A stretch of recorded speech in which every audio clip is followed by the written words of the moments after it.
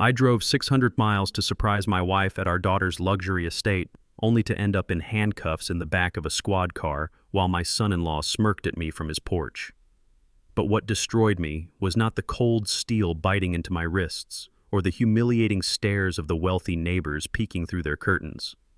It was the video a stranger showed me 5 minutes before the police arrived. A video of my wife, the woman I have loved for 40 years and treated like a queen on her knees in a maid's uniform, scrubbing a floor, while my own daughter's family laughed at her. They thought I was just a senile old man they could silence with a restraining order. They thought they could erase me. They were about to find out that Franklin Moore does not break. Before I tell you how I tore their perfect world apart, let me know in the comments if you would break the law to save the person you love. Hit that like button and subscribe if you believe justice always finds a way. My 2015 Ford F-150 looked like a bruised fighter among the pristine landscaping of Emerald Hills. This was a gated community in Connecticut where the grass was cut with manicure scissors and the silence cost $1 million a year. I adjusted my rearview mirror, checking my tie. I had put on my Sunday best, a charcoal suit that was a little tight around the shoulders because my wife Esther always liked me in a suit. On the passenger seat sat a bouquet of purple hydrangeas, her absolute favorite, wilting slightly in the summer heat. I should have been happy.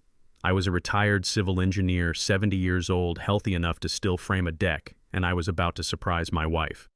But a knot of unease had been tightening in my stomach for the last 300 miles. Esther had gone to visit our daughter Gabrielle and her husband Lachlan 2 weeks ago. For the first 3 days we spoke every night. Esther sounded tired but happy to be helping with the house. Then the calls stopped. When I called her cell, it went straight to voicemail. When I called the house line, Lachlan would pick up. His voice was always smooth, too smooth like polished marble. Esther is sleeping, Franklin. Esther is in the shower. Esther went for a walk and forgot her phone. The excuses were reasonable, but the frequency was not. My wife and I had never gone a day without speaking in 4 decades. Not once. Yesterday when I called and Lachlan told me she had accidentally dropped her phone in the pool, I did not argue. I did not ask to speak to Gabrielle. I simply hung up, packed a bag, and started driving. I pulled up to the security gate. I expected a hassle, but when I punched in the code Gabrielle had given me a year ago, the iron gate swung open. That small victory made me relax a fraction. Maybe I was just being a paranoid old man. Maybe she really did drop her phone. I navigated the winding streets, passing mansions that looked more like museums than homes. I had paid for Gabrielle's college tuition with sweat and overtime, working on bridge projects in the Georgia heat so she could sit in air-conditioned classrooms. I was proud of her success, but I never warmed up to Lachlan Vance. He was 38, a real estate broker with a smile that never reached his eyes and a handshake that felt like a wet fish. I parked my truck on the street, not wanting to stain their decorative driveway with oil. The house was enormous, a white colonial beast with pillars that looked like they belonged in Rome. I grabbed the flowers and walked up the path. My heart was pounding, not from exertion, but from a strange sense of dread that I could not shake. I was 10 feet from the front door when the bushes to my left exploded with motion. A man lunged at me. Instincts from my youth kicked in, and I dropped the flowers, raising my fists, ready to defend myself. But the man did not attack. He grabbed my arm with a desperate grip. He was white about my age, wearing expensive gardening clothes that were stained with real dirt. He looked terrified. "Stop!" he hissed, his voice a frantic whisper. "Do not ring that doorbell." I pulled my arm back, frowning at him. "Who are you?" "Get out of my way. I am Russo," he said, glancing nervously at the second-floor windows of my daughter's house. "I live next door. I saw you pull up. You are the father, right? The one from Atlanta." "I am," I said, straightening my jacket. "And I am going to see my wife." "No, you are not," Russo said, stepping between me and the door. "If you ring that bell, you will lose her. They are waiting for you." I looked at him like he was insane. "What are you talking about?" "My wife is a guest in that house." Russo pulled a smartphone from his pocket. His hands were shaking. "You need to see this. I recorded it this morning through the kitchen window. I have been watching them. Something is wrong over there."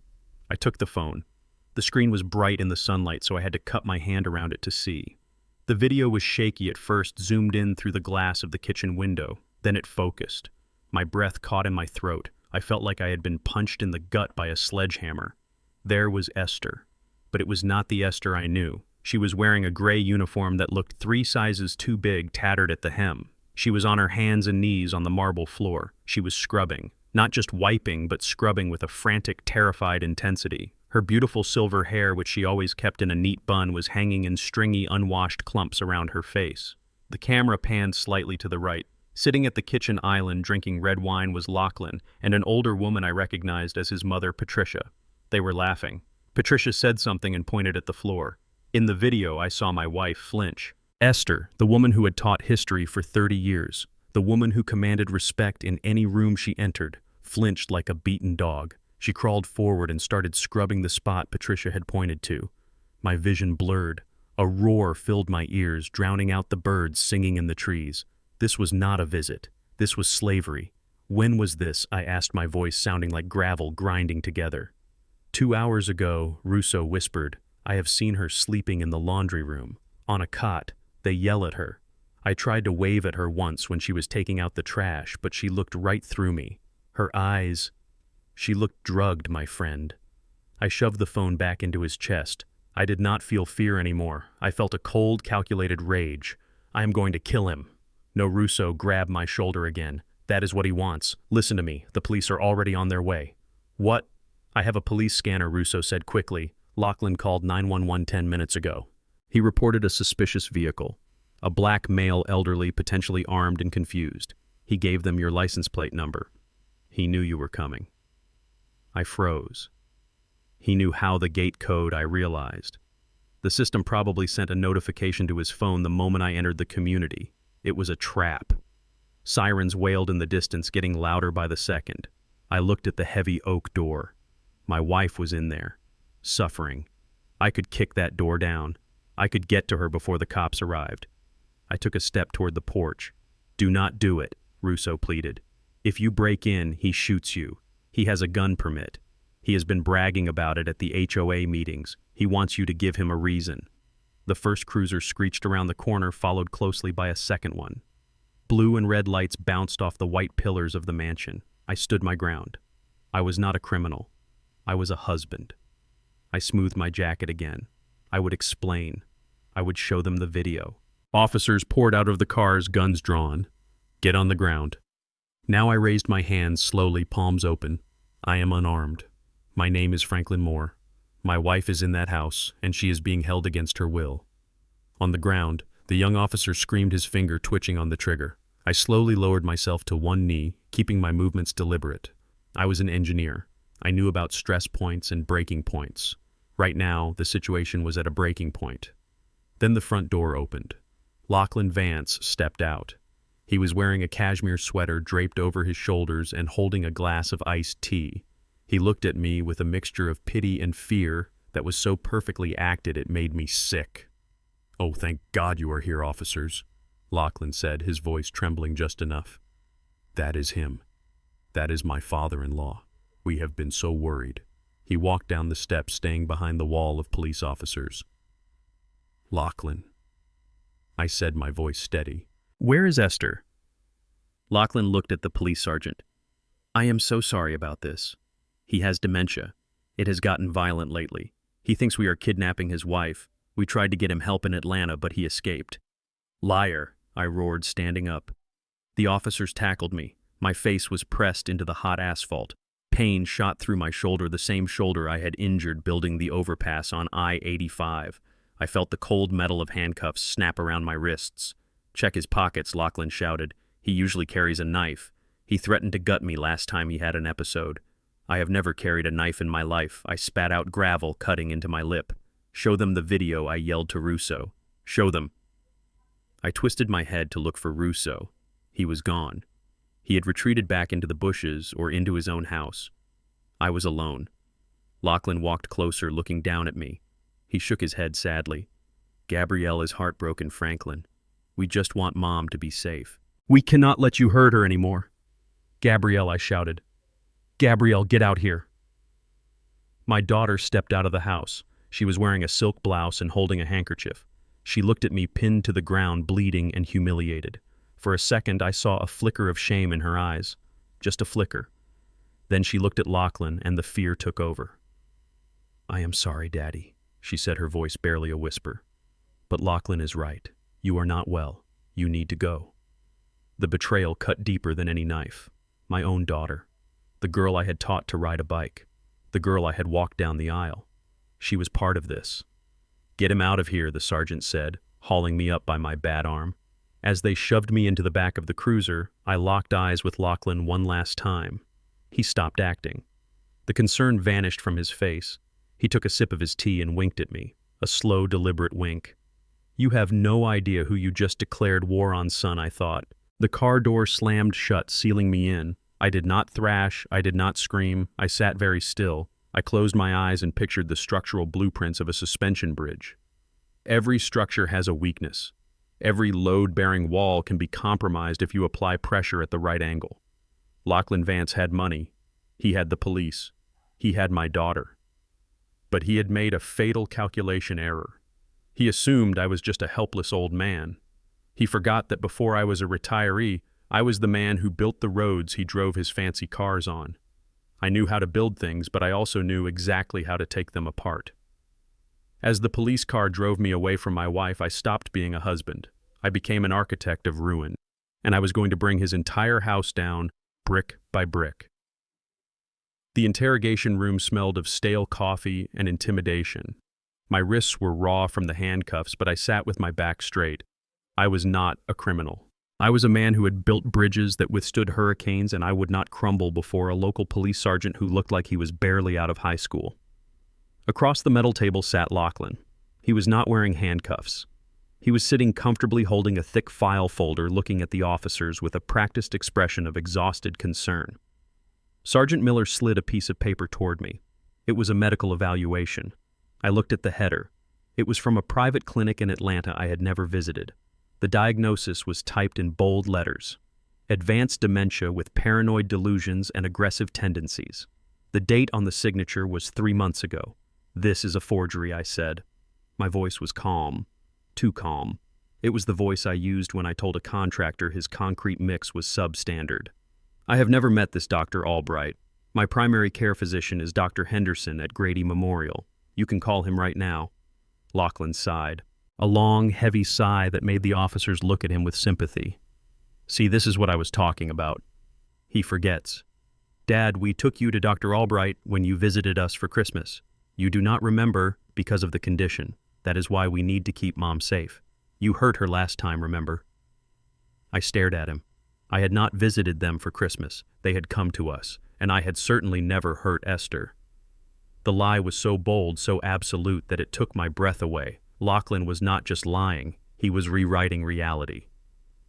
I am not signing anything, I said, pushing the paper back, and I am not leaving until I see my wife. Lachlan leaned forward. His voice dropped to a whisper intended only for me and the sergeant. Franklin, if you do not agree to the restraining order and leave town tonight, I will press charges for assault. I have 3 neighbors who saw you threaten me. With your record, you will die in prison. Or you can walk away, go back to Atlanta, and we will take excellent care of Esther. My record. He was talking about a protest arrest from 1978, a civil rights march where I stood my ground. He was weaponizing my history of fighting for justice against me. I looked at the sergeant. He was not looking at the facts. He was looking at a well-dressed white man protecting his home from an angry black man. I knew that look. I had seen it my whole life. Arguing would get me locked up. And if I was locked up, Esther was defenseless. I need my lawyer, I said. Not a public defender. I want to call Marcus Vance. Lachlan flinched. Just a fraction of an inch. He knew Marcus. Marcus Vance was no relation to Lachlan Vance. Marcus was an old fraternity brother of mine from Howard University. He was the shark you called when the water was full of blood. You have one call, the sergeant grunted. I made the call, Marcus answered on the second ring. I gave him the situation in 30 seconds. No emotion, just facts. False imprisonment, forged medical documents, hostile police environment. Marcus told me to say nothing, sign nothing, and wait. 2 hours later, I was released. Marcus had faxed a threat of a federal lawsuit so potent that the station commander personally uncuffed me. But the victory was hollow. The restraining order was temporary but valid for 72 hours.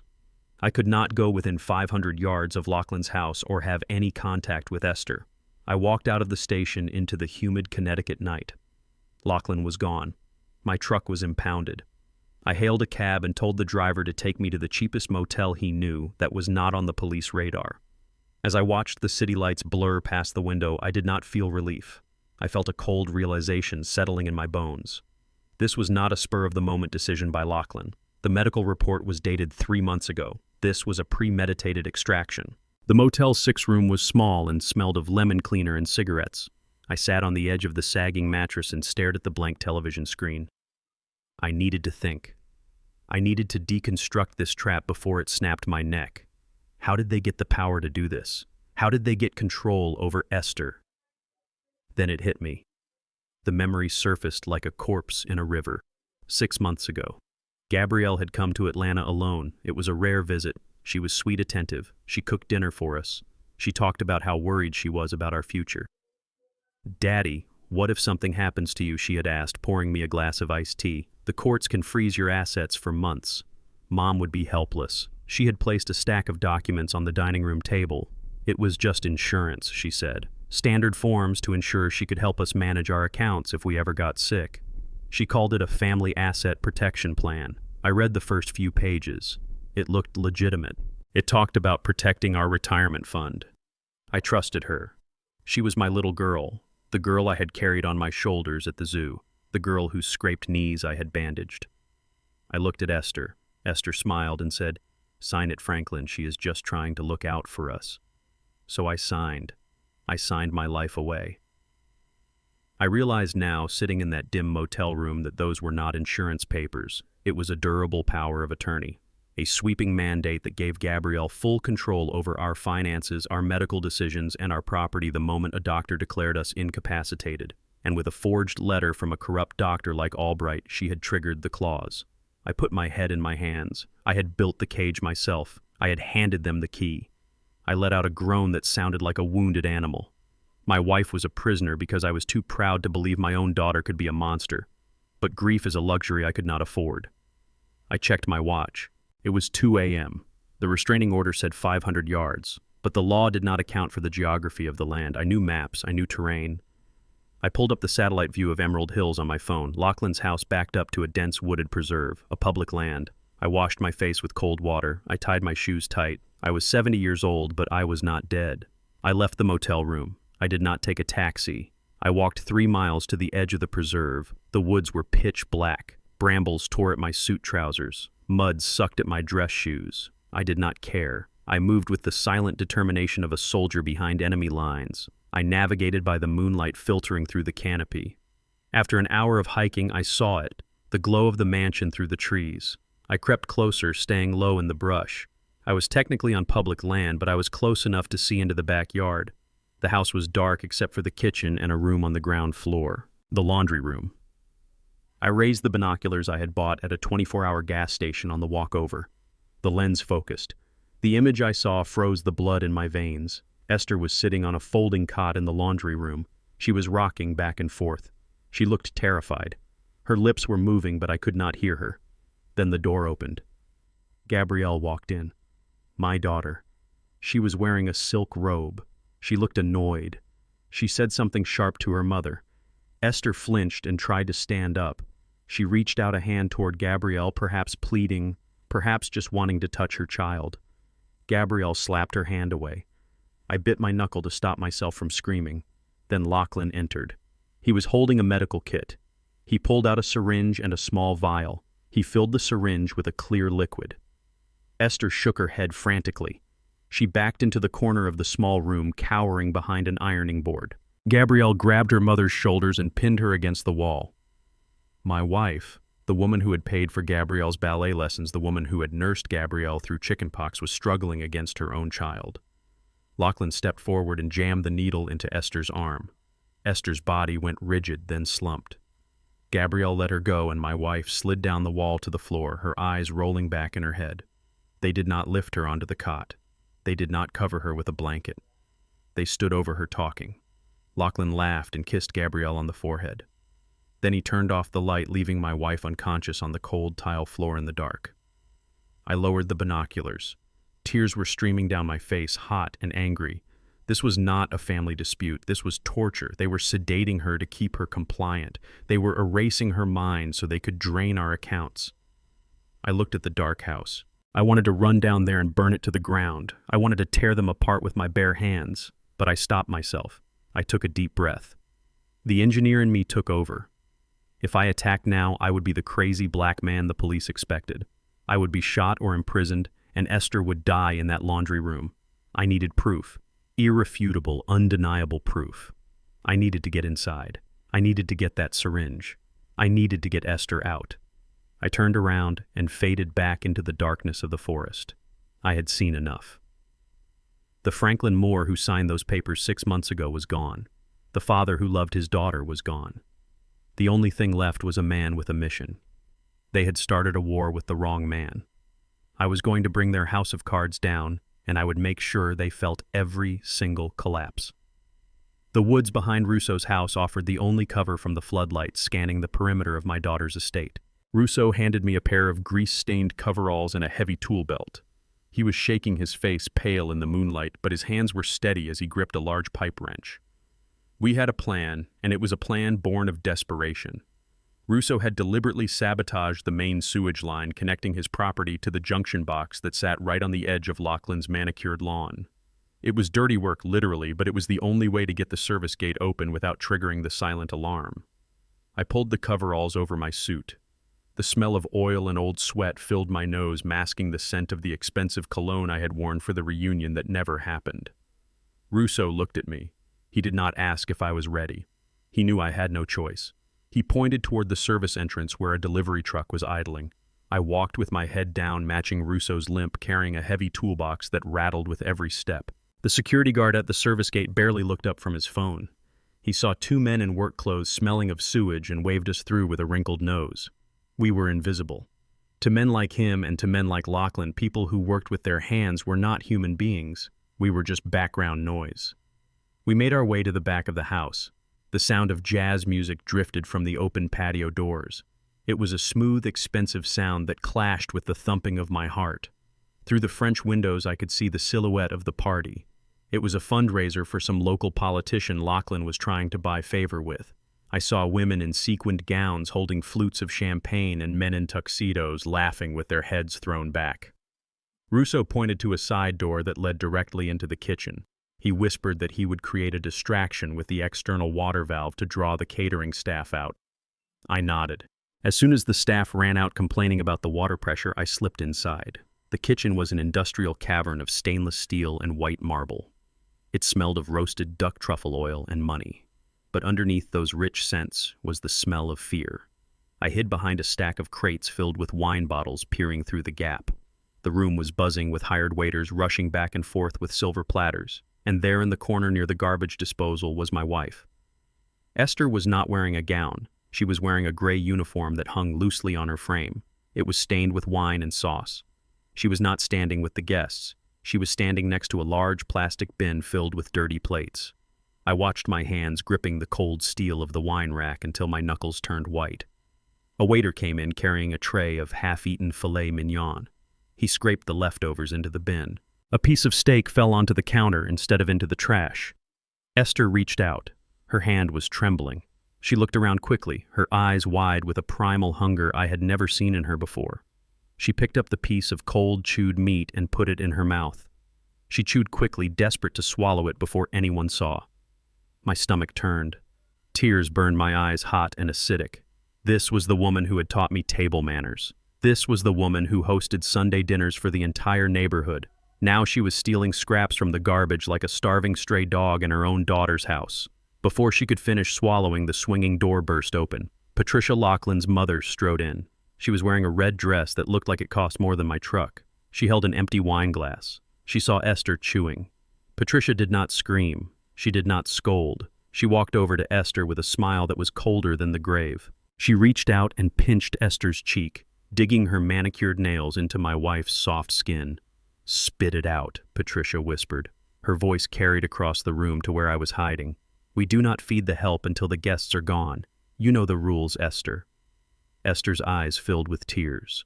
She opened her mouth and let the piece of meat fall into her hand. Patricia slapped Esther's hand, knocking the food onto the floor. "Clean it up," Patricia ordered. "And then refill my glass. The 82 Bordeaux. And try not to spill it this time, you clumsy old mule." Esther dropped to her knees. She did not argue. She did not look defiant. She looked broken. She began to wipe the floor with the hem of her uniform. Patricia stepped over her laughing as she walked back out to the party, her red heels clicking inches from my wife's fingers. I bit down on my lips so hard I tasted blood. The rage inside me was no longer a fire. It was a nuclear reactor melting down. I wanted to storm out there and snap Patricia's neck. I wanted to overturn the tables and smash every bottle of wine in that house. But I froze. I saw Lachlan walk into the kitchen. He was laughing with a man I recognized as a local judge. Lachlan leaned against the counter right next to where Esther was still scrubbing the floor. He rested his polished shoe on the rung of a stool just inches from Esther's face. He did not even acknowledge her presence. To him, she was less than the furniture. She was just an appliance that cleaned up messes. "This party is a triumph," Lachlan said, swirling his wine. "The donations alone will cover the new wing of the house. We are thinking of putting in a wine cellar downstairs." A wine cellar, in the basement where I knew he had assaulted me, in the basement where he was keeping my wife prisoner. The judge laughed and patted Lachlan on the back. "You are a good man, Vance, taking care of your in-laws like this. Most people would have put them in a home." Lachlan looked down at Esther, who was now struggling to stand up with a heavy tray of dirty glasses. He smiled a benevolent, saintly smile. "Family is everything, Judge. We do what we must." Esther stumbled. The tray tipped. A single crystal glass slid off and shattered on the floor. The sound was like a gunshot. The kitchen went silent. The waiters froze. Lachlan's smile vanished instantly. His face twisted into a mask of pure, unadulterated malice. "Get out!" he hissed at the judge, his voice low. "Give me a moment with my mother-in-law. She is having an episode." The judge nodded sympathetically and left. The moment the door swung shut, Lachlan kicked the broken glass toward Esther. A shard sliced across her ankle. She yelped a small, pathetic sound. "Clean it up," Lachlan said, his voice devoid of humanity. "And if you break one more glass, you spend the night in the box. Do you hear me?" "The box." Esther began to sob. "Please, no. Not the box. I will be good. I promise I will be good. Sir." She called him sir. Lachlan turned and walked out, adjusting his cufflinks. The waiters scurried away terrified, leaving Esther alone in the center of the kitchen, weeping over broken glass and her own blood. This was my moment. The kitchen was empty. I stepped out from behind the crates. I moved quickly, ignoring the pain in my bad knee. I crossed the marble floor in 3 strides and knelt beside her. "Esther," I whispered. My voice broke. "Esther, honey, look at me." I reached out and took her hands. They were cold and rough, the skin dry and cracked. She flinched violently, pulling away and curling into a ball. "No, no, I am cleaning it," she cried out. Her eyes squeezed shut. "Do not put me in the box. I am sorry. It is me, Esther," I said, grabbing her shoulders firmly. "It is Franklin. It is your husband. Look at me." She opened her eyes. They were hazy, the pupils dilated. She looked at my face.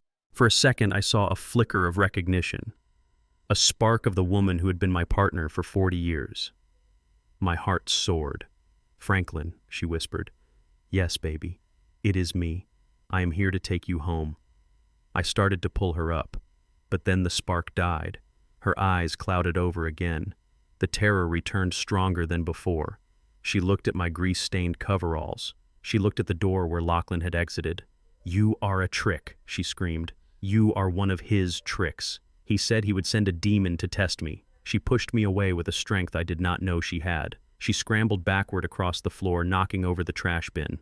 Garbage spilled everywhere. "Go away," she shrieked. "Master, master, help! The demon is here." Her screams echoed off the tile walls. My heart shattered into a million pieces. She did not know me. They had broken her mind so thoroughly that she saw her savior as a monster and her tormentor as her master. I heard heavy footsteps running toward the kitchen, voices shouting, "There is someone in there." Lachlan's voice. I looked at Esther one last time. She was cowering in the corner, pointing at me and screaming for help. I wanted to stay. I wanted to hold her until she remembered me, but if I stayed, I would be arrested again, and this time I would never get out. I would never be able to save her. Russo grabbed the back of my coveralls. We have to go now. I stood up. I had to leave my wife on the floor, surrounded by garbage, screaming for the man who was killing her to come and save her from me. It was the hardest thing I have ever done. It felt like tearing my own soul out of my chest. I turned and ran. We slipped out the side door just as the main doors burst open. I heard Lachlan shouting orders to the security team. We sprinted into the darkness of the woods, the sound of my wife's screams fading behind me but burning itself into my memory forever. I did not look back. I could not, because if I looked back, I would have turned around and killed them all, and then I would have lost everything. I kept running the image of Esther eating scraps from the garbage, fueling a cold, dark resolve in my gut. They had taken her mind. They had taken her dignity. But they had made one mistake. They had let me see it. And now I was not just going to rescue her. I was going to destroy them. I was going to make them eat garbage. I was going to make them beg.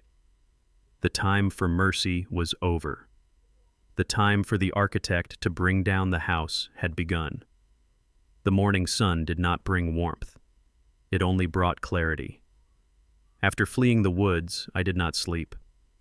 I sat in my rental car watching the road that led out of the Emerald Hills community. I was a hunter now. I knew Gabrielle's routine. I knew that every Tuesday at 10 o'clock she went to an upscale organic market to buy overpriced kale and artisanal cheese. It was a habit she had bragged about on social media, curating a perfect life while her mother was treated like a stray dog. At 10:15, a silver Mercedes SUV glided out of the gates.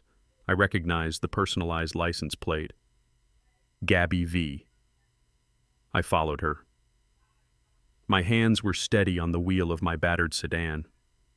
I felt a strange detachment, as if I were watching a movie of my own life. The father who had once driven this girl to ballet practice was gone. In his place sat a man who was about to conduct an interrogation. She pulled into the parking lot of the market. It was crowded with luxury cars and women in yoga pants who looked like they had never worked a day in their lives. Gabrielle parked in a spot reserved for expectant mothers, even though she was not pregnant. That small act of entitlement made my jaw tighten. She stepped out wearing oversized sunglasses and carrying a designer bag that probably cost more than my first year of college tuition. I waited until she was locking her car. I pulled up directly behind her, blocking her exit. I stepped out. Gabrielle turned annoyed by the car blocking her. When she saw me, she did not scream. She did not run. She simply rolled her eyes and sighed a sound of pure exasperation. "Daddy, really," she said, adjusting her sunglasses. "I thought the police told you to leave the state. Do you want to go to jail?" I looked at her. I searched her face for any sign of the little girl who used to cry when she scraped her knee. I looked for the daughter who had written me poems for Father's Day. She was not there. This woman was a stranger, wearing my daughter's skin.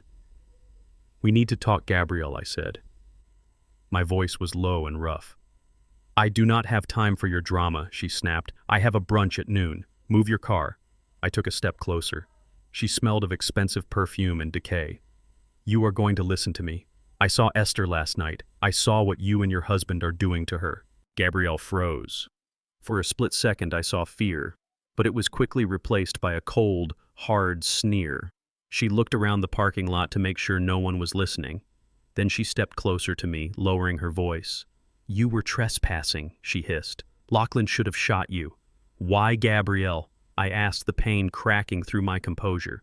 "Why are you doing this? We gave you everything. We paid for your college. We helped with your down payment. Why is your mother sleeping in a laundry room? Why is she eating garbage?" Gabrielle laughed. It was a dry, humorless sound. "Gave me everything. You gave me a middle-class life, Dad. You gave me mediocrity. You wanted me to be a teacher or a nurse. You never understood ambition. Lachlan understands ambition. He is going to be a senator one day. We are building an empire built on your mother's blood," I said. Gabrielle waved her hand dismissively. "Mom is fine. She is just confused. We are managing her." "Managing her?" "You are drugging her, Gabrielle. I saw the needle. I saw you hold her down." She took off her sunglasses. Her eyes were hard like flint. "Listen to me, old man. Lachlan made some bad investments. The market turned on him. We were going to lose everything. The house, the cars, the reputation. We needed liquidity, fast liquidity. And you two were just sitting in that big house in Atlanta, rotting away with all that equity tied up in brick and mortar. It was selfish. I felt the ground sway beneath my feet. What did you say? We sold it? Gabrielle said casually, checking her fingernails. We sold the house in Atlanta last week. The power of attorney you signed gave us full rights. The money is already in Lachlan's offshore accounts. It saved us, Dad. You should be proud. You finally contributed to my success. I could not breathe. That house. I had built that house with my own hands. I had laid the foundation. I had framed the walls. Esther and I had planted the oak tree in the front yard the day Gabrielle was born. It was not just a house. It was 40 years of memories. It was our sanctuary, and she had sold it to cover a gambling debt. You sold our home, I whispered. Where did you think we would live? You are not going to live anywhere, Gabrielle said, her voice dropping to a menacing whisper. That is the plan. Mom is already halfway gone. The drugs we are giving her are degrading her cognitive functions permanently. In a month or two, she will have a tragic accident. Maybe she falls down the stairs. Maybe she leaves the gas on. And then the life insurance pays out. I stared at her in horror. This was not greed. This was evil. Pure distilled evil. And you, she continued, poking a finger into my chest. You are the problem. You were supposed to just die quietly of a heart attack or something, but you had to come here. You had to play the hero. Well, guess what? No one believes you. The police think you are crazy. The neighbors think you are violent. If you try to expose us, I will tell the doctors to up Mom's dosage. I will turn her into a vegetable before you can even file a police report. Do you understand me? She was holding her own mother hostage. She was using Esther's suffering as leverage to silence me. I looked at this woman. I remembered holding her when she was a baby, promising to protect her from the world. I had failed. I had protected her so well that she had never learned the value of struggle. I had raised a wolf and invited it into my home. So that is it, I said, my voice trembling. It was not fear. It was the final death rattle of my love for her. You are going to kill us for money. It is not just money, Dad, she spat. It is survival. In this world, you are either the predator or the prey. I am done being prey. I am done being the black girl who has to work twice as hard. With this money, with Lachlan's connections, we are going to be untouchable. And I am not going to let two old people drag me back down to mediocrity.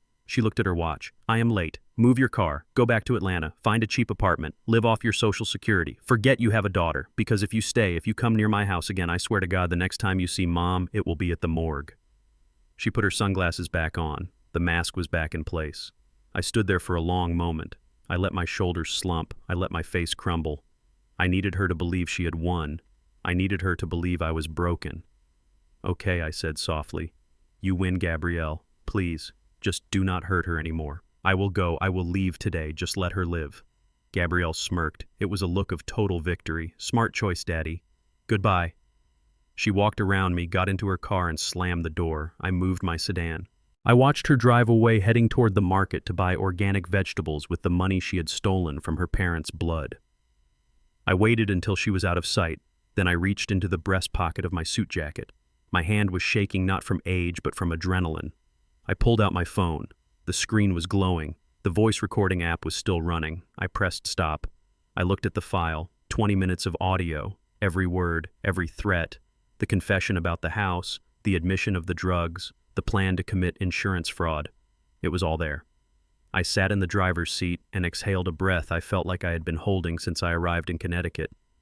I played back a section. Gabrielle's voice filled the car crisp and clear. In a month or two, she will have a tragic accident. I closed my eyes. A single tear rolled down my cheek. It was the last tear I would shed for Gabrielle. I did not just record a crime. I had recorded the death of my daughter. The person who drove away in that Mercedes was not my child. She was a target. I put the car in gear. I was not going back to Atlanta. I was going to see Marcus Vance. I was going to verify the sale of the house. And then I was going to weave a net so tight that when I pulled it, Gabrielle and Lachlan would not just be caught. They would be crushed. Goodbye, Gabrielle. I whispered to the empty parking lot. You wanted to be a predator. You forgot that there is always a bigger beast in the jungle, and you just woke him up. I drove out of the parking lot. The sadness was gone, replaced by a cold mechanical precision.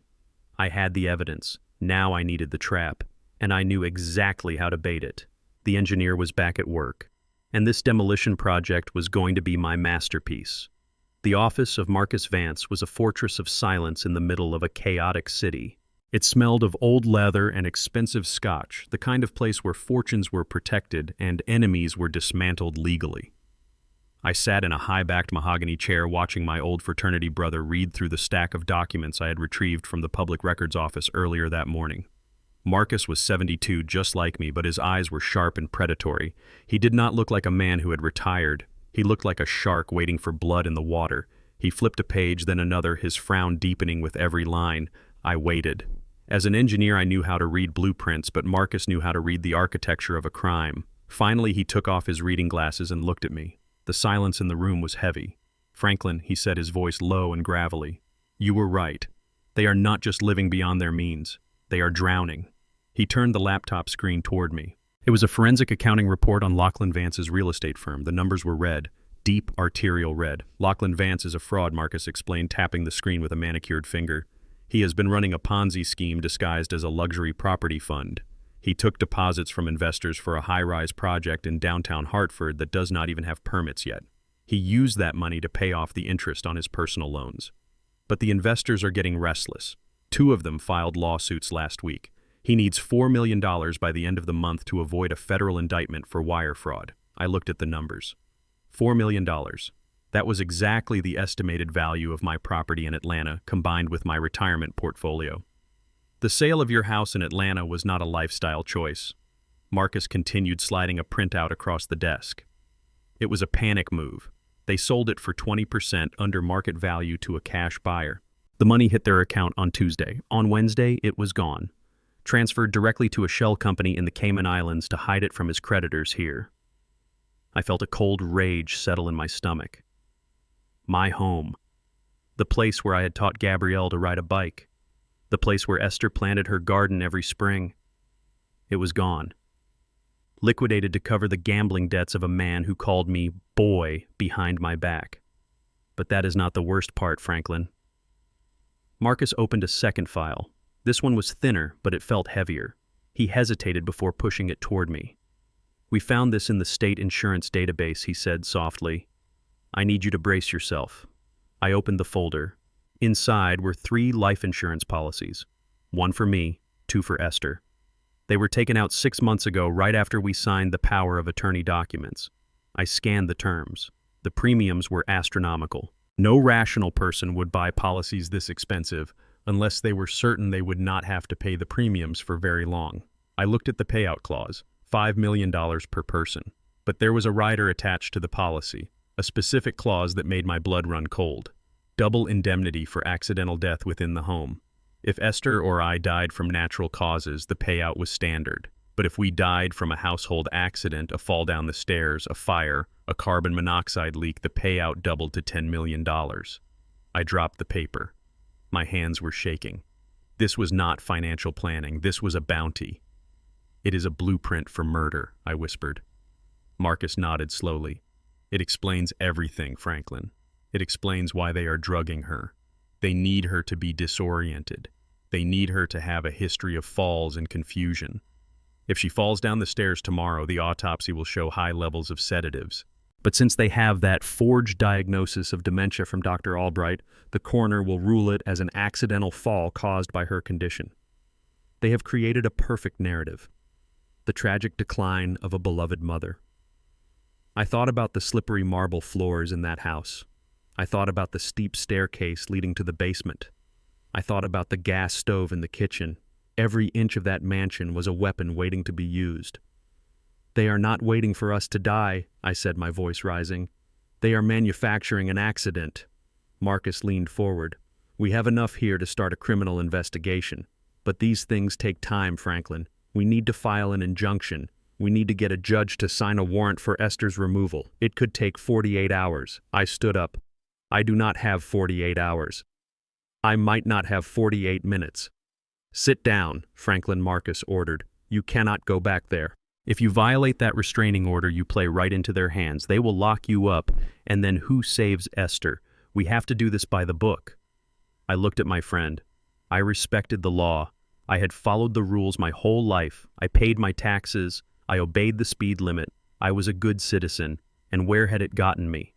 My wife was being tortured in a laundry room, and my daughter was planning to cash in on our corpses. The law was too slow for the devil I was fighting. I picked up the copies of the insurance policies and shoved them into my jacket pocket.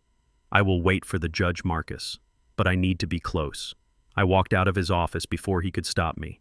The elevator ride down to the lobby felt like an eternity. My mind was racing, calculating probabilities and structural weaknesses. I was no longer an engineer building bridges. I was a demolition expert looking for the fuse. I stepped out onto the busy street. The sun was shining, people were laughing, eating lunch, living their lives. They had no idea that a few miles away in a gated community, a woman was being prepped for slaughter. My phone buzzed in my pocket, a single vibration. I pulled it out. It was a text message from a number I did not have saved, but I knew who it was, Russo. The message was short, 3 sentences that stopped my heart. The maid and the cook were just sent home early. Lachlan is in the basement with a tool bag. He is messing with the pilot light on the furnace. I stared at the screen. The furnace. A gas leak. It was the oldest trick in the book. Odorless, invisible, silent. They would drug Esther, leave her in the laundry room right next to the utility closet, and go out to dinner. By the time they came back, the house would be filled with gas. A spark from the thermostat or a light switch would be enough. Or maybe just the suffocation would do it. A tragic accident. An old woman with dementia left the gas on. I did not go to my rental car. I did not call the police. The police would take 20 minutes to arrive, and then they would waste another 20 minutes arguing with Lachlan at the gate while he smiled and showed them his permits. By then, the spark might have already happened. I ran toward the subway station. I needed to get to the edge of the woods. I needed to get back to that house. The time for gathering evidence was over. The time for law and order was over. I texted Russo back. Do not let them leave. I am coming. I checked my pocket. I had a multi-tool I always carried. It had a screwdriver, a pliers, and a small blade. It was not a weapon, it was a tool. But tonight, in the hands of a man who had nothing left to lose, it was going to be the difference between life and death. I boarded the train, my reflection in the window looking back at me. I looked old. I looked tired. But beneath the gray hair and the wrinkles, the fire was burning hot. Lachlan Vance thought he was a smart man. He thought he had calculated every variable, but he had forgotten the most dangerous variable of all. A husband who has seen the face of the man who wants to kill his wife. I am coming for you, Lachlan, I thought as the train accelerated into the dark tunnel, and I am bringing hell with me. The moon was buried behind a thick wall of clouds as I sprinted through the tree line. My lungs burned. My 70-year-old knees screamed with every impact against the uneven ground. But I did not slow down. I could not. The text message from Russo was burning a hole in my pocket. Lachlan was in the basement. The gas was on. My wife was minutes away from suffocating in her sleep. I reached the edge of the manicured lawn. The house loomed above me like a mausoleum. It was dark. Too dark. Even the porch lights were off. They wanted it to look like everyone was asleep. They wanted the explosion to look like a tragedy that happened while the family was dreaming. I bypassed the front door. I knew from the blueprints of colonial houses like this that the basement access would be on the north side, usually a half window near the ground. I found it behind a row of neatly trimmed boxwood hedges. It was locked. I did not have time to pick it. I took off my suit jacket and wrapped it around my fist. I looked around to ensure the private security patrol was not nearby. Then I punched the glass. The sound was a dull thud followed by the tinkle of falling shards. I waited. Silence. No alarm. They must have disabled the sensors in the basement to avoid triggering a police response while they set the trap. Their arrogance was my entry ticket. I cleared the jagged glass from the frame and squeezed through. I dropped 5 feet onto the concrete floor. The landing jarred my spine, shooting a bolt of pain up my back. I gritted my teeth and stood up. Then the smell hit me. It was thick and heavy. The artificial scent of rotten eggs added to natural gas. Mercaptan. It was already strong. That meant the pilot light was out and the valve was wide open. I pulled my shirt up over my nose. 1 spark. That was all it would take. The click of a refrigerator compressor. A static shock from a carpet. And this entire house would become a crater. I moved through the darkness, guided by the hiss of escaping gas. It sounded like a snake coiling in the dark. I turned the corner into the utility room. There was a flashlight beam cutting through the gloom. Lachlan was standing by the massive furnace. He was holding a wrench, tinkering with the main supply line. He was not just letting the pilot light go out. He was disconnecting the safety valve entirely. He wanted to ensure maximum saturation. I stepped into the light. "Turn it off, Lachlan," I said. My voice was calm, but it vibrated with a lethal frequency. Lachlan spun around. The wrench clattered in his hand. He shined the light in my face, blinding me for a second. "Franklin," he stammered, his voice cracked. "You are supposed to be in Atlanta. You have a restraining order." "I am not in Atlanta," I said, stepping forward. "And you are not going to kill my wife." Lachlan's shock evaporated, instantly replaced by a sneer. He realized I was alone. He realized I was old. He looked at the wrench in his hand, then at me. He laughed, a nervous, high-pitched sound. "You broke into my house, Franklin. You are trespassing. The law says I can shoot intruders, but I think I will just beat you to death and leave you here. The gas will take care of the evidence. It will look like you broke in to sabotage the furnace and blew yourself up." It is poetic, really. He lunged. Lachlan was 30 years younger than me. He played tennis on weekends. He went to a fancy gym. He was fast. He swung the heavy pipe wrench at my head. I did not try to block it. I was an engineer. I knew about force vectors. I stepped inside his swing. The wrench whistled past my ear, missing me by an inch. I slammed my shoulder into his chest. It was like hitting a brick wall, but I had momentum. We crashed onto the concrete floor. The flashlight spun away, casting crazy shadows on the ceiling. Lachlan was strong. He drove a knee into my ribs. I felt something crack. The pain was blinding, white-hot and sharp. "Die, you old leech!" Lachlan screamed, bringing his fist down on my face. My lip burst. Blood filled my mouth. He hit me again. My vision swam. He was on top of me, his hands reaching for my throat. He was going to strangle me right there on the cold floor, but Lachlan made a mistake. He thought this was a boxing match. He thought I would fight fair. I did not fight fair. I fought like a man who had survived construction sites in the 70s. I fought for survival. My hand groped across the floor. I found what I was looking for, the pipe wrench he had dropped. I did not swing it at his head. That was amateur. I gripped the handle and swung it low, aiming for the structural weakness of the human body. I brought the heavy iron down hard on his kneecap. The sound was sickening. A wet crunch of bone and cartilage shattering. Lachlan howled. It was a sound not of a man, but of an animal in a trap. He rolled off me, clutching his leg, screaming in agony. "My leg! You broke my leg!" I rolled over, gasping for air. The gas fumes were making me dizzy. I stood up, swaying. My ribs were on fire. My face was dripping blood. I looked down at him. He was writhing on the floor, helpless. I picked up the wrench. I raised it high. For 1 second, one terrible second, I wanted to bring it down on his skull. I wanted to end him. The rage was so powerful it shook my bones. But I stopped. If I killed him, I was a murderer. If I killed him, the truth died with him. I lowered the wrench. I walked over to the gas main. My hands were slippery with blood, but I gripped the valve. I turned it clockwise. It groaned rusted and stiff, but I forced it. The hissing stopped. I looked at Lachlan. He was sobbing, trying to crawl away. "Stay there," I rasped. "The police are coming, and this time they are going to find you exactly where you belong, on the ground." I turned and ran up the stairs. I burst into the kitchen. The air was clearer here, but still tainted. I ran to the laundry room. The door was locked from the outside. I kicked it. Once, twice. The wood splintered. I shoulders through. Esther was on the cot. She was so still. I rushed to her side, putting 2 fingers against her neck. A pulse. It was faint, fluttering like a trapped bird. But it was there. "Esther, baby," I whispered. "I am here." I scooped her up in my arms. She was lighter than I remembered. She had lost so much weight in 2 weeks. Her head lolled against my chest. She smelled of stale sweat and chemicals. My heart broke all over again, but I shoved the grief down. I had to move. I carried her through the kitchen. My ribs screamed in protest with every step.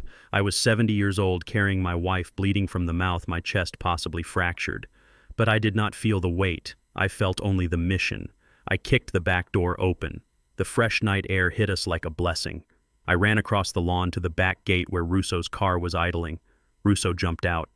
He saw the blood on my face. He saw Esther's limp body. Jesus, Franklin. Is she alive?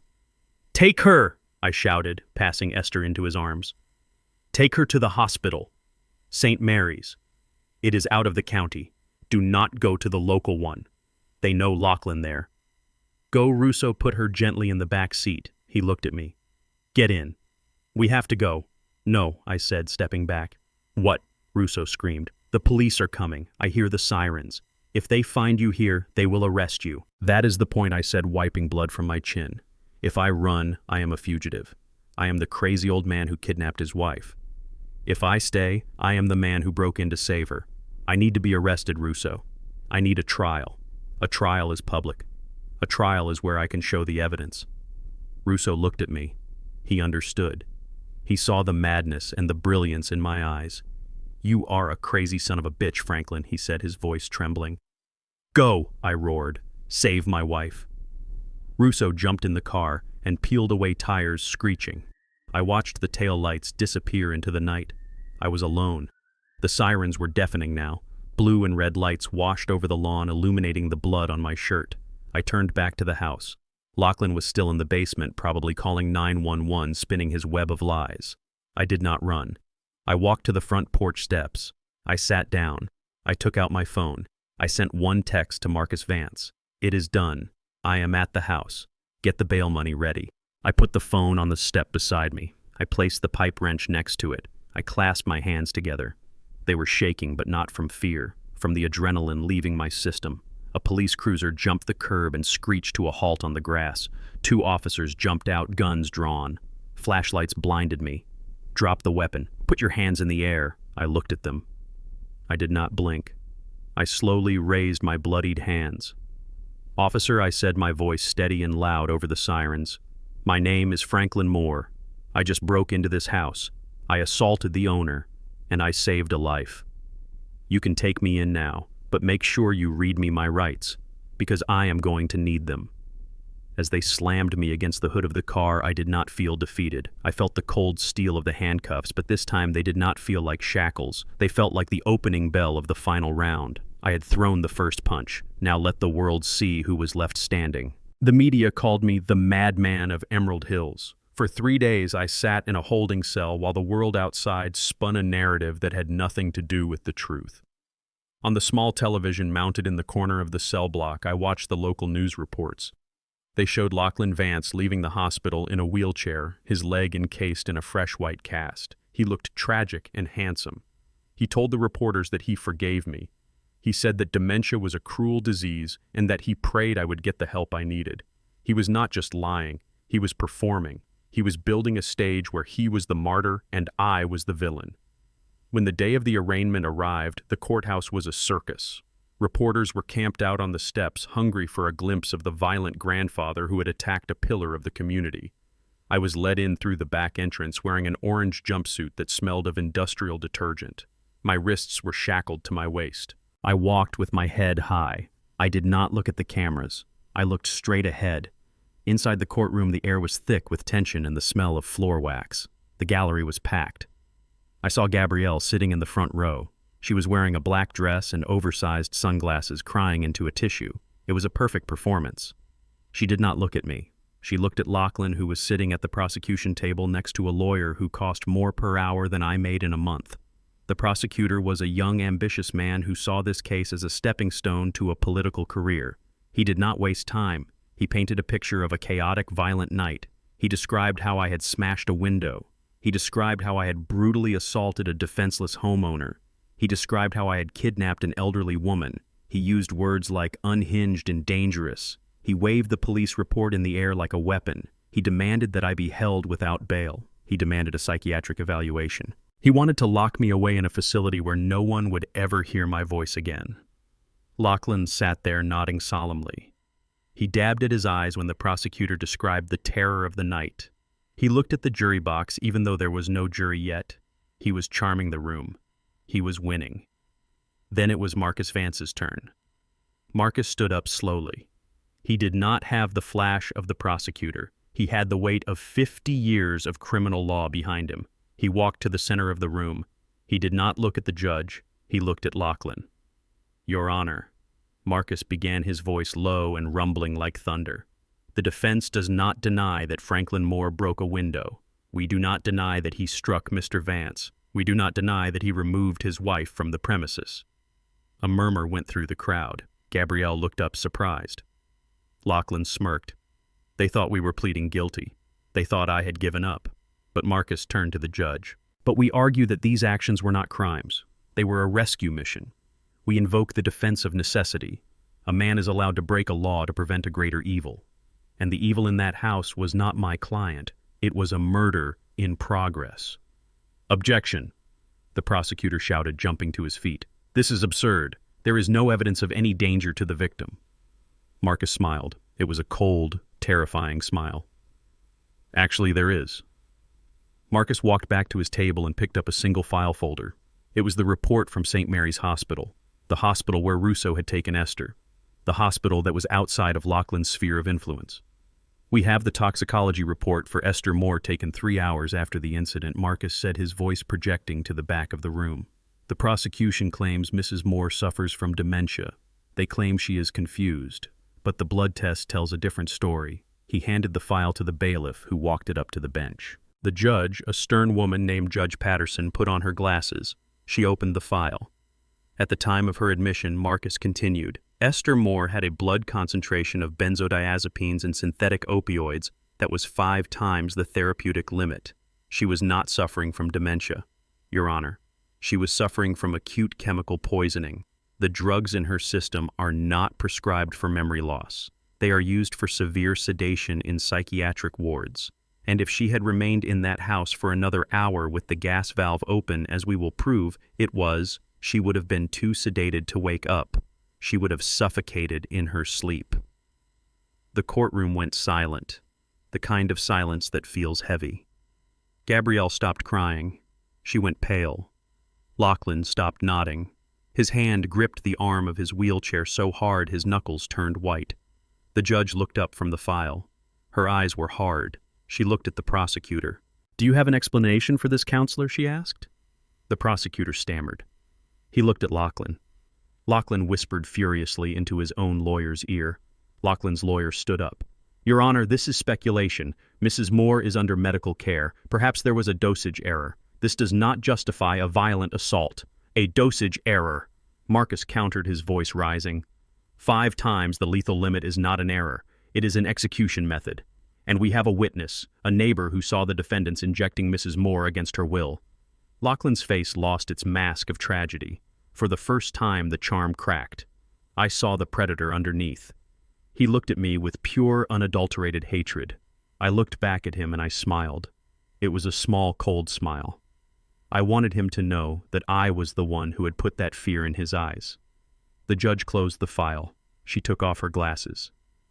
"This court takes these allegations very seriously," she said. "I am ordering an immediate independent investigation into the medical care of Esther Moore. She is to remain in the protective custody of the state at St. Mary's Hospital until this matter is resolved. No family members, including the defendant and the plaintiffs, are to have contact with her." She looked at me. "As for Mr. Moore, considering the extenuating circumstances, I am granting bail. $5,000. He is to remain in the state and surrender his passport." The gavel banged down. It sounded like a gunshot. The courtroom erupted. Reporters were shouting questions. The prosecutor looked defeated. But I only watched Lachlan. He was not looking at the judge. He was looking at his lawyer, talking fast and angry. He was pointing at me. He was losing control. The narrative was slipping away from him. He was no longer the victim. He was a suspect. I stood up as the bailiff uncuffed me. My wrists felt light. I rubbed the red marks on my skin. Marcus clapped a hand on my shoulder. "This is just the first round, Franklin," he whispered. "They are going to come back hard. They are going to try to discredit the blood test. They are going to say she was an addict. They are going to get dirty. Let them," I said. "I am ready to get dirty." As I walked out of the courtroom down the center aisle, I had to pass by the prosecution table. Lachlan wheeled his chair back to block my path for a second. His lawyer tried to pull him back, but Lachlan leaned in. "You think you won, old man," he hissed. His breath smelled of mints and rot. "You just signed her death warrant. I have friends in the medical board. I have friends in the press. You have nothing but a rap sheet from the 70s. I stopped. I looked down at him. I have the truth, Lachlan, I said quietly. And I have a pipe wrench. And next time I won't aim for the knee. I walked past him. I pushed through the doors into the hallway where the cameras were flashing. I did not hide my face this time. I looked directly into the lens of the nearest camera. I wanted the world to see me. I wanted them to see a man who was not afraid. But as I walked down the courthouse steps into the blinding afternoon sun, I felt a chill. Lachlan's threat had been specific. He mentioned my rap sheet from the 70s. He was digging into my past. He was going to try to paint me as a violent radical to discredit my testimony. He was going to use my history of fighting for civil rights against me. He was going to twist my honor into shame. I got into Marcus's car. "What do we do now?" Marcus asked, starting the engine. "We go to the hospital," I said. "I need to see Esther, even if I have to stand outside her window." We drove away, leaving the chaos of the courthouse behind. But I knew the war had just shifted fronts. Lachlan was wounded, and a wounded animal is the most dangerous kind. He would not attack me physically again. He would attack my character. He would try to turn the public against me before the trial even started. He was going to dig up every skeleton I had buried. But he didn't know that I had buried those skeletons myself. And I wasn't afraid of them. If he wanted to fight in the mud, I would drag him down so deep he would never see the sun again. The trial had begun, but the real verdict would be delivered in the streets. And I was just getting started. The morning after my arraignment, I learned that a lie travels halfway around the world while the truth is still putting on its shoes. I was sitting in the small waiting room of Marcus Vance's office, staring at the television mounted on the wall. It was a local morning talk show, the kind that usually featured cooking segments and weather reports. But today, they had a special guest. My daughter Gabrielle sat on a beige sofa holding a tissue. She was wearing a high-necked black dress that made her look fragile and pious. She did not look like the woman who had sneered at me in the parking lot. She looked like a broken child. The host, a woman with sympathetic eyes, leaned forward and asked her about her childhood. Gabrielle looked directly into the camera. "It was hard to talk about," she whispered, her voice trembling perfectly. "My father was a pillar of the community on the outside. But inside our home, it was a reign of terror. He was controlling. He was violent. If I got a B on my report card, he would lock me in the basement for hours. He used to hit my mother if dinner wasn't on the table at exactly 6 o'clock. I felt the blood drain from my face.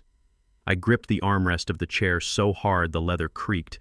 I had never locked her in a basement. I had never raised a hand to Esther in 40 years. We were a family that laughed. We were a family that danced in the kitchen while cooking Sunday dinner. Gabrielle was rewriting our entire history, turning my love into abuse and my discipline into torture." The host gasped. And this latest incident, Gabrielle wiped a tear.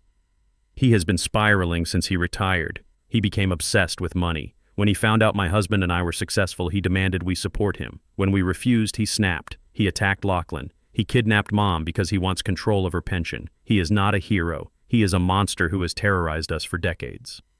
I stood up and walked out of the office. I could not watch anymore. I walked onto the street needing air, but the air was poisoned. People on the sidewalk recognized me from the news. A woman pulling a grocery cart stopped and spat at my feet. A man in a business suit crossed the street to avoid walking near me. I checked my phone. My bank app showed a notification. My accounts had been frozen pending an investigation into elder abuse and financial misconduct. Lachlan had weaponized my own daughter against me. He knew that in the court of public opinion, a crying white-collar daughter beats a stoic black father every time. He had stripped me of my reputation, my money, and my history. I walked to a park bench and sat down. I was isolated. I was the villain in my own life story. For a moment, I felt a crushing weight of despair. Maybe I should just give up. Maybe I should plead guilty and beg for mercy. "Excuse me, sir." I looked up. A woman was standing over me. She was white, in her late 60s, with silver hair pulled back in a severe bun. She wore a tailored gray coat that looked expensive but old, like it had been bought 10 years ago and cared for meticulously. Her eyes were red-rimmed, but her jaw was set like granite. "I am not signing autographs," I said, bitterly looking away. "I know you are not the monster they say you are," she said. Her voice was steady. I watched the interview. I saw how she cried. It was a good performance, almost as good as the one my son-in-law gave 5 years ago. I looked back at her. "Who are you?" "My name is Margaret Sterling," she said, sitting down on the other end of the bench. She placed a heavy leather handbag between us. "And I think we share a common enemy." I narrowed my eyes. "Is this a trap? Did Lachlan send you?" "Lachlan Vance destroyed my life," Margaret said. She opened her handbag and pulled out a photo. It was a picture of a beautiful young woman with blonde hair smiling on a sailboat. A man had his arm around her. The man was younger, thinner, and had more hair, but it was him. It was Lachlan. "This was my daughter Sarah," she said, touching the photo with a trembling finger. "She met Lachlan 7 years ago in Boston. He was charming. He was a real estate prodigy. He swept her off her feet. They were married in 6 months. I listened the noise of the city fading away. Sarah had a trust fund," Margaret continued. "My late husband left her a substantial inheritance. Lachlan said he wanted to invest it for her. He said he wanted to build them a future. I trusted him. He called me Mom. He came to Thanksgiving. He carved the turkey." She took a deep breath, steadying herself against the pain of the memory. Then Sarah started getting sick. She was always tired. She started falling down. She called me, slurring her words. Lachlan told me she was drinking. He told me she had developed a pill problem. He said he was trying to get her help, but she was resistant. He isolated her. He moved them to a house in the countryside far away from her friends. The pattern. It was the exact same pattern. The isolation, the accusations of addiction, the medical gaslighting. I tried to visit Margaret, said her voice cracking. But Lachlan got a restraining order. He told the judge I was an overbearing mother who was enabling Sarah's addiction. He cut me off. 6 months later, I got a call.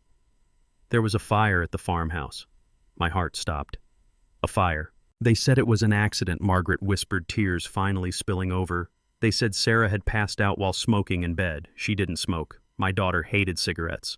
But the autopsy showed high levels of sedatives and alcohol in her system. The insurance paid out double indemnity for accidental death. Lachlan got $4 million. He cremated her before I could demand a second autopsy. He sold the land and vanished. She turned to me. Her eyes were burning with a hatred that matched my own. "I have been tracking him for 5 years. He changed his last name. He changed his location. But I never stopped looking. When I saw your face on the news, when I heard about the gas leak and the drugs, I knew. He is doing it again. He is recycling the same script." I looked at the photo of Sarah. I looked at Margaret. I reached out and took her hand. It was cold, but her grip was strong. "He thinks he got away with it," I said. "He did get away with it," Margaret replied. "But he made a mistake this time. He left a survivor. Your wife is alive, and you are alive." She reached into her bag again and pulled out a thick envelope. "This is everything I have," she said. "Private investigator reports from 5 years ago, copies of the old insurance policies, affidavits from Sarah's friends stating she never smoked. The police in Boston closed the case, but this establishes a pattern. It proves he is a serial predator. It proves his modus operandi." I took the envelope. It felt heavy, not with paper, but with justice. This was the missing piece. This was the weapon that would cut through Gabrielle's lies and Lachlan's charm. "He is trying to destroy my name," I said, standing up. "He is trying to make me look like a criminal." "Let him try," Margaret said, standing up with me. "He is fighting a man who has nothing to lose, and now that man has an army." "You are coming with me," I said, "to my lawyer. We need to get this on record." "I am ready," Margaret said. "I have been ready for 5 years." As we walked away from the park bench, I looked at the city around me. The people still stared. The world still thought I was a monster, but it didn't matter anymore. I wasn't fighting for their approval. I was fighting for Esther. I was fighting for Sarah. I was fighting for every parent who had been used and discarded by a child they loved. Lachlan Vance had started a fire thinking he could burn us all down. He didn't realize that fire spreads, and he was standing in the middle of a drought. I checked my watch. It was 2 p.m. Court would reconvene in the morning. Gabrielle had had her moment in the spotlight. She had cried her crocodile tears. But tomorrow the show would change. Tomorrow we wouldn't just be defending my actions. We would be putting a murderer on trial. I looked at Margaret. "Thank you." "Don't thank me yet," she said, her face grim. "Just promise me one thing.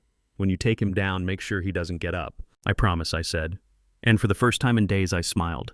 It wasn't a nice smile. It was the smile of a wolf who just found the scent of blood.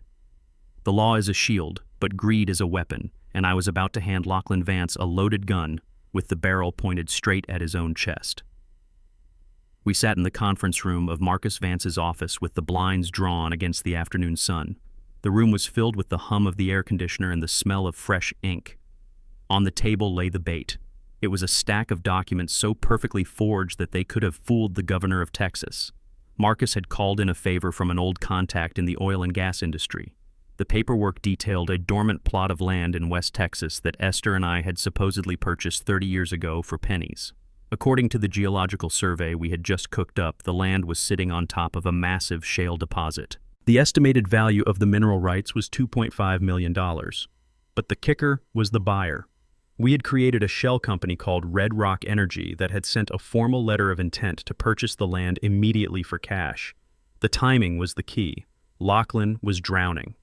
The forensic accountant had confirmed that he had 3 days to pay back his angry investors or face federal fraud charges. He needed money. He needed it fast. And he needed it clean. Marcus looked at me over the rim of his glasses. "Are you sure about this, Franklin?" he asked. "Once we send this disclosure to his lawyer, there is no turning back. We are legally obligated to disclose all assets during the discovery phase of the trial. If they find out it is fake before he signs the admission of guilt, we go to jail for fraud."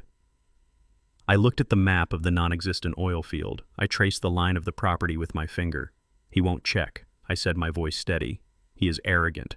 He thinks I am a senile old man who forgot he owned a gold mine. And more importantly, he is desperate. A desperate man does not look at the teeth of the horse that is coming to save him. He just jumps in the saddle." "Send it," I ordered. Marcus nodded and pressed the send button on his laptop. The email went to Lachlan's high-priced defense attorney. Attached was the asset disclosure form listing the Texas property and the urgent purchase offer from Red Rock Energy.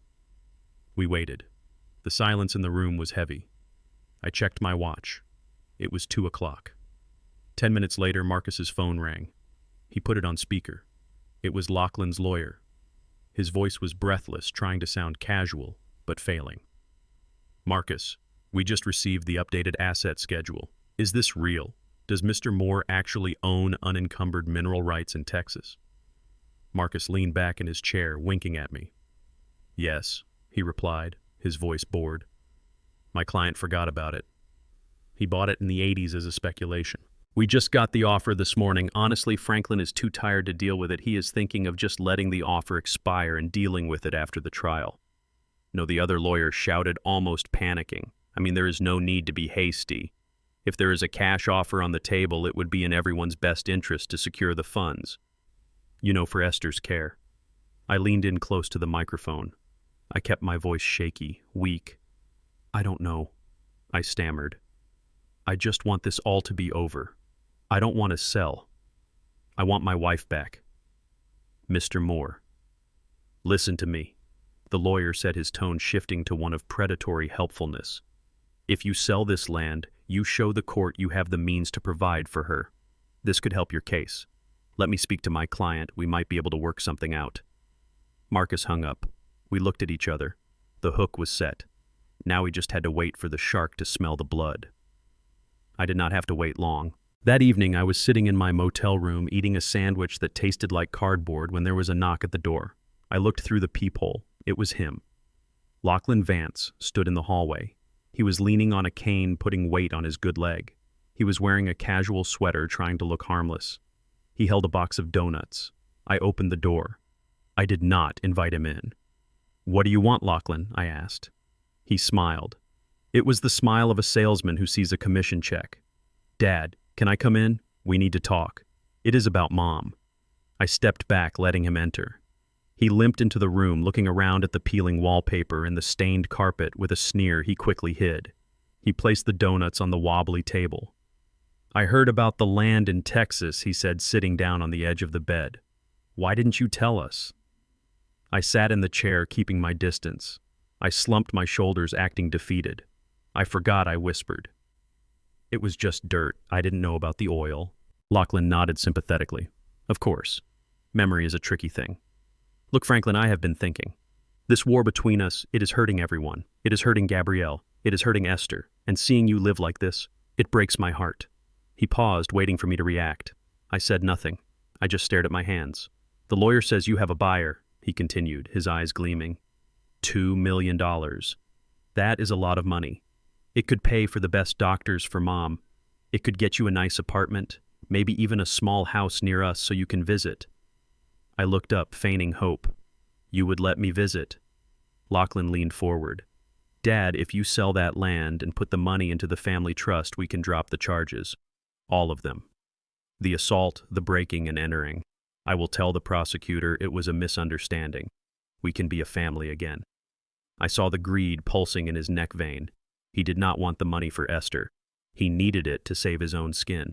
He thought he was manipulating me. He thought he was playing the benevolent son-in-law, forgiving the crazy old man in exchange for control of the fortune. But I can't sell it, I said. Why not? He snapped his patience, fraying for a split second before he recovered. Because the deed is in both our names, I said. Esther and Franklin Moore. I can't sell it without her signature. And the court said I can't see her. The court said she is incompetent. If she is incompetent, she can't sign. The deal dies. Lachlan froze. He calculated the variables. If the deal died, he went to prison for fraud. He needed that signature. She is having a good day today, he said quickly. I spoke to the doctors. They say she is lucid. If we go to her together, if we explain it is for the family, she will sign. I can get the notary. I stood up slowly. I walked to the window and looked out at the parking lot. I needed to sell the performance of a lifetime. I don't know, Lachlan. I am tired of fighting. I just want peace. We all want peace, Dad, Lachlan said, standing up and putting a hand on my shoulder. Sell the land. Sign the money over to the trust management account. I will handle everything. You won't have to worry about a bill ever again. I turned to look at him. I saw the desperation behind his eyes. He was terrified of the deadline. He was terrified of being poor. Okay, I said softly. I will do it. Lachlan exhaled. It was the sound of a man who thought he had just won the lottery. Great. I will call the lawyers. We can do it tomorrow morning. No, I said sharply. He stiffened. What? Not tomorrow morning, I said, straightening my back just a little. And not in a lawyer's office. Then where, he asked, confused. I want to do it properly. I want a party. Lachlan laughed. A nervous, incredulous laugh. A party. Are you joking? I am not joking, I said, my voice hardening. You destroyed my reputation, Lachlan. You went on television and told the world I was a monster. You told them I was broke and crazy. If I am going to sign over $2 million to you, I want people to see that we are reconciled. I want a public apology. Lachlan narrowed his eyes. He was suspicious, but the clock was ticking. What kind of party? The party you are throwing on Friday, I said. The investor gala. I saw the invitation on Gabrielle's social media. Lachlan paled. That was his big night, the night he was supposed to woo new investors. Having his crazy father-in-law there was a risk. I want to come, I said. I want you to bring Esther. I want to sign the papers in front of your friends and business partners. I want you to shake my hand and tell everyone that Franklin Moore is a good man. That is the price. Take it or leave it. Lachlan paced the small room. He was trapped. If he refused, the deal died and he went to jail. If he agreed, he risked a scene at his party. But his arrogance won out. He looked at me, an old man in a cheap suit living in a motel. He thought he could control me. He thought that once the papers were signed, he could just have security throw me out. Fine, he said. Friday night, you and Mom, we sign the papers. You give a toast about family unity, and then the money is transferred. And the charges, I asked. Drop the moment the ink is dry, he promised. He held out his hand. I looked at it. The hand that had injected my wife with poison. The hand that had tried to strangle me. I wanted to break his fingers. Instead, I shook it. His grip was sweaty. Mine was dry and hard as stone. Deal, I said. Lachlan grabbed his cane and limped to the door. He paused, turning back with a smirk. You are doing the right thing, Franklin. Finally being useful. Get a haircut before Friday. You look like a convict. He left. I locked the door. I waited until I heard his car drive away. Then I collapsed onto the bed, not from exhaustion, but from relief. He had taken the bait. He was bringing Esther to the party. He was bringing the notary. He was creating the stage. I pulled out my phone and called Marcus. He agreed, I said. Friday night, the gala. Marcus let out a low whistle. You are playing a dangerous game, Franklin. If anything goes wrong, if the notary realizes the land doesn't exist before you sign. Nothing will go wrong, I said. Because I am not going to sign those papers, Marcus. I reached into my bag and pulled out a different stack of papers. The real documents, the medical records, the police reports from Margaret, the affidavit from the forensic accountant. I am not going there to sell a gold mine, I told Marcus. I am going there to bury a snake. I spent the next 2 days preparing. I did not sleep. I met with Margaret in the back of a diner. We went over the plan. She was terrified but resolute. She would be there disguised as one of the catering staff thanks to Russo's connections. I went to the barber. I got a shave and a haircut. I went to a tailor and bought a new suit. Not a cheap one. A midnight blue wool suit that fit me like armor. I polished my shoes until I could see my reflection in them. I looked into my own eyes in the mirror. Franklin Moore was gone. The man in the mirror was an executioner. Friday arrived with a storm brewing over the coast. The sky was dark and heavy, matching the mood in my chest. I drove to the mansion. The gates opened for me this time. No police, no drama. Lachlan wanted his money. I parked the rental car among the Ferraris and Lamborghinis. I walked up the steps. The music was playing. The champagne was flowing. Inside were 100 of the wealthiest people in Connecticut. They were there to celebrate Lachlan Vance's success. They had no idea they were attending his funeral. I walked in, heads turned. The crazy father-in-law had arrived. But I did not look crazy. I looked powerful. I walked straight to the bar and ordered a sparkling water. Lachlan spotted me from across the room. He was wearing a tuxedo, smiling his fake smile. He excused himself from a group of investors and limped over to me. "You cleaned up well," he whispered, grabbing my elbow. "Mom is in the library, with the notary. Let's get this over with." "Not yet," I said, pulling my arm away. The agreement was a public signing, on the stage, in front of everyone. Lachlan gritted his teeth. "Franklin, don't push me." "I am not pushing," I said calmly. "I am just sticking to the contract." "Bring her out, Lachlan. Let everyone see how much you love your family." He glared at me for a moment, searching for any sign of treachery, but he saw only the calm face of a man ready to surrender. He nodded sharply. "Fine. 5 minutes. Then you sign, then you leave." He walked away to give the order. I watched him go. I scanned the room. I saw Margaret nodding from behind the buffet table. I saw Russo standing near the AV booth dressed as a technician. The trap was set. The doors were locked. And the architect was ready to pull the keystone. I took a sip of my water. It tasted like victory. I looked at the grand chandelier hanging above the room. It was beautiful. It was fragile, just like Lachlan's life. 5 minutes, Lachlan had said. In 5 minutes, I would show him that you can't buy the truth. And you certainly can't sell a man who has already been sold down the river. I set my glass down. It was showtime. The chandelier above the grand ballroom of the Vance estate glittered like a suspended constellation of diamonds.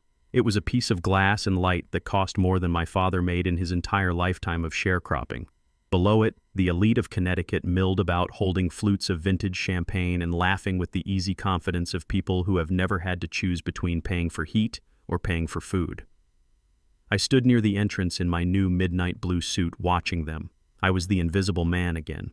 But tonight I was not invisible because I was beneath them. I was invisible because I was the hunter and they were the herd. Lachlan had outdone himself. He had transformed the mansion into a stage for his own vanity.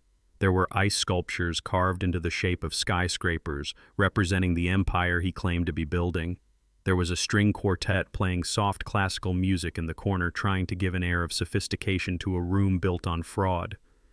The air smelled of expensive perfume, roasting lamb, and the metallic tang of greed.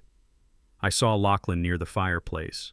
He was holding court with a group of potential investors, men in tuxedos with silver hair and skepticism in their eyes. Lachlan was working them. He looked handsome in his bespoke tuxedo, leaning on his cane with a practiced air of tragic nobility. He was telling them a story I could almost hear from across the room. The story of how he overcame adversity. The story of his brilliant vision for the future. He gestured with his free hand, his smile bright and predatory. He looked like a man who had already won. His mother, Patricia, was nearby. She was wearing a red dress that was too tight and too bright for a woman of her age, but she wore it like armor. She had a glass of dark liquor in her hand, and she was laughing too loudly. She moved through the crowd, touching arms, whispering secrets, acting the part of the grande dame of society. But I saw the way her eyes darted around the room. She was nervous. She checked her watch every few minutes. She knew the timeline. She knew that without the signature I was about to provide, this entire house of cards would collapse by Monday morning. I checked my own watch. It was time. I turned and signaled to the hallway. The heavy oak doors opened. The room went silent. The chatter died down. The music faltered. All eyes turned to the entrance. I walked in, pushing the wheelchair. Esther sat in the chair. We had dressed her in her favorite Sunday dress, a soft blue silk that matched her eyes. She looked frail. Her silver hair was neatly combed, but her face was pale. Her hands rested on her lap, clutching a small black purse. She did not look at the crowd. She stared straight ahead, her expression vacant. To the people in the room, this was a touching scene. A devoted husband bringing his invalid wife to support their successful son-in-law. They murmured softly, smiling with pity. They saw a tragedy. They did not see the wire taped to the inside of Esther's collar. They did not see the tiny microphone hidden in the flower pinned to her dress. Lachlan broke away from the investors. He limped toward us, his face arranging itself into a mask of deep concern and love. He reached us in the center of the room. The spotlight hit us. "Mom, Dad," he said, his voice projecting so everyone could hear. "I am so glad you could make it." He leaned down to kiss Esther on the cheek. It was a Judas kiss. "I am so happy to see you, Mom," he whispered in her ear. But I had the receiver in my pocket. And I had an earpiece deep in my right ear, hidden by my hair. I heard what he really said. "You look terrible, old woman. Just sign the paper and then you can go back to sleep forever." I kept my face stone cold. I did not flinch. I nodded at him, playing the part of the defeated old man. "We are here, Lachlan," I said, my voice quiet. "Let's get this done." Esther is tired. Patricia materialized beside us. She smelled of gin and malice. She placed a hand on Esther's shoulder, squeezing tight.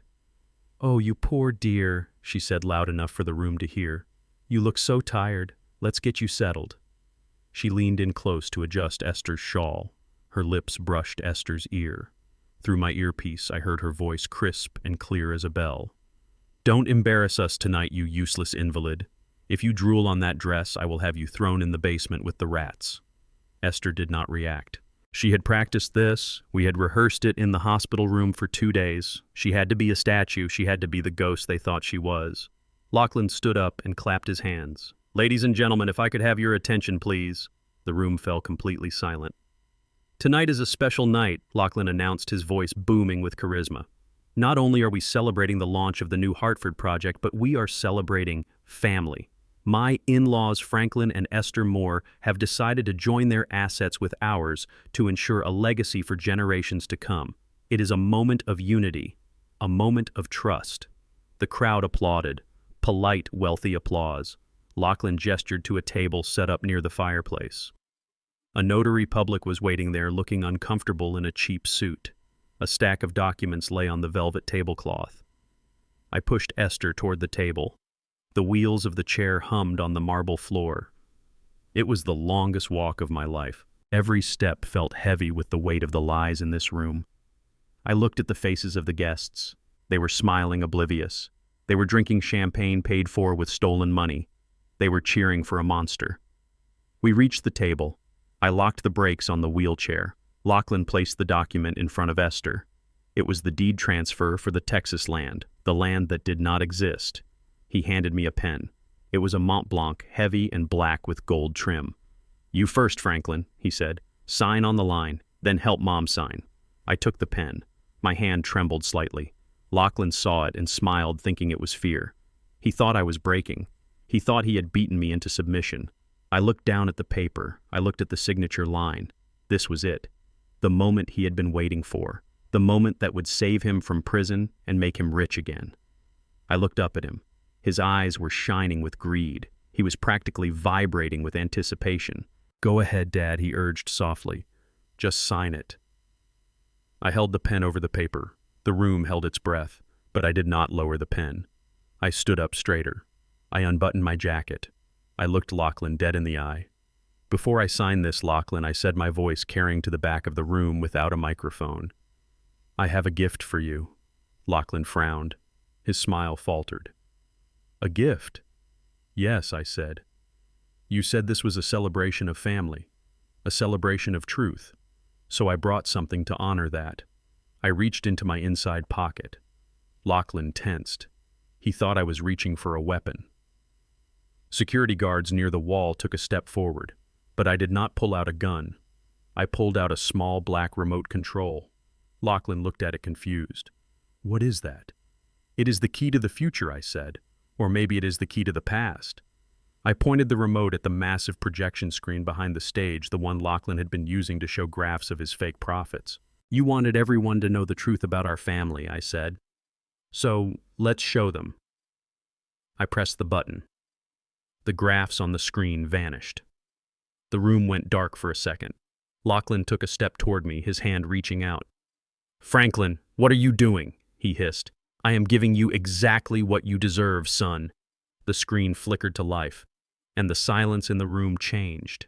It shifted from the silence of anticipation to the silence of upcoming horror. The party was over. The trial was about to begin, and the jury was everyone he had ever lied to. The massive screen behind the stage flickered once. The image of the rising stock graph, the symbol of Lachlan Vance's fake empire, dissolved into static. The room went dark for a heartbeat. In that darkness, the hum of the projector fan sounded like a jet engine preparing for takeoff. Then the light returned. But it was not the crisp, high-definition light of a corporate presentation. It was the shaky, grainy vertical footage taken from a cell phone through a kitchen window. The image was blurry at first, but then it sharpened. It showed a woman on her hands and knees. She was wearing a gray uniform that hung off her skeletal frame. She was scrubbing a marble floor. A collective gasp swept through the ballroom. It sounded like all the oxygen had been sucked out of the room at once. The guests recognized the floor. They were standing on it right now. And then they recognized the woman. It was Esther. On the screen, the date stamp in the corner showed that this was filmed just 3 days ago. The Esther on the screen looked up. Her face was bruised. Her eyes were terrified. Then a red high heel stepped into the frame. It kicked Esther in the ribs. "Clean it faster," a voice hissed from the speakers. It was a voice everyone in the room knew. It was Patricia. The real Patricia, standing in her red dress near the buffet table, dropped her glass. It shattered on the floor, echoing the violence on the screen. She put her hands to her mouth, her eyes wide with horror. She was not horrified by the act. She was horrified that she had been seen. I looked at the crowd. The polite smiles were gone. The champagne flutes were lowered. Men in tuxedos looked at their wives with unease. They were witnessing a crime, and they knew it. Lachlan stood frozen on the stage. He stared at the screen, his mouth opening and closing like a fish on dry land. He looked at the remote in my hand, then back at the screen. "Turn it off," he whispered. His voice was too weak to carry. Turn it off now. I did not turn it off. I pressed the next button. The video cut to black, but the audio continued. It was a recording. The sound quality was crystal clear. It was the sound of a car engine idling and a woman's voice. "We sold the house in Atlanta last week. The money is already in Lachlan's offshore accounts. It saved us Dad." Every head in the room turned toward Gabrielle. She was standing near the front row, clutching her designer purse. Her face drained of all color. She looked like a ghost. "Mom is already halfway gone," the recording continued. Gabrielle's voice was cold, calculating, devoid of humanity. "The drugs we are giving her are degrading her cognitive functions. In a month or two, she will have a tragic accident. Maybe she falls down the stairs. Maybe she leaves the gas on. And then the life insurance pays out." A woman in the back of the room screamed. It was a short, sharp sound of pure disgust. Gabrielle shook her head frantically. "No, that is deep fake. That is AI. He made it up." But the recording did not stop. It shifted again. This time it was a video. A video of a woman sitting on a park bench. It was Margaret Sterling. The guests whispered among themselves. They did not know her. But Lachlan knew her. I saw his knees buckle. He grabbed the podium for support. "My name is Margaret Sterling," the woman on the screen said. Her voice was steady, filled with the righteous anger of a grieving mother. 5 years ago, Lachlan Vance married my daughter Sarah. He isolated her, he drugged her, he claimed she was an addict, and then she died in a mysterious fire. He took the insurance money and disappeared. He is not a businessman. He is a black widow in a suit. The murmurs in the room turned into a roar. The facade of the wealthy, successful family was crumbling brick by brick. The investors who had been shaking Lachlan's hand minutes ago were now backing away, wiping their palms on their trousers as if they had touched something filthy. Lachlan looked around the room. He saw the judgment in their eyes. He saw his empire turning to ash. He looked at me. His eyes were wild. He was no longer the smooth operator. He was a trapped rat. "You did this," he screamed, pointing a trembling finger at me. "You ruined everything." I did not shout back. I calmly pressed the button one last time. The screen went black again. Then a live audio feed crackled through the speakers. It was the recording from the microphone hidden in the flower on Esther's dress from just 5 minutes ago. "You look terrible, old woman. Just sign the paper and then you can go back to sleep forever." It was Lachlan's voice. The voice of the loving son-in-law who had just kissed her cheek. Then came Patricia's voice. "If you drool on that dress, I will have you thrown in the basement with the rats." The ballroom erupted. It was total chaos. People were shouting, some were taking out their phones to record, others were heading for the exits, desperate to distance themselves from the scandal. I walked over to the microphone stand that Lachlan had set up for his victory speech. I grabbed the mic. I looked at the crowd. I looked at the cameras that were live streaming the event to the internet. "Ladies and gentlemen," I said. My voice was calm, deep, and resonant. It cut through the noise like a knife. The room quieted down, not out of respect, but out of shock. They wanted to hear what the executioner had to say. "You came here to celebrate success," I continued. "You came here to witness a merger. Well, you have witnessed it.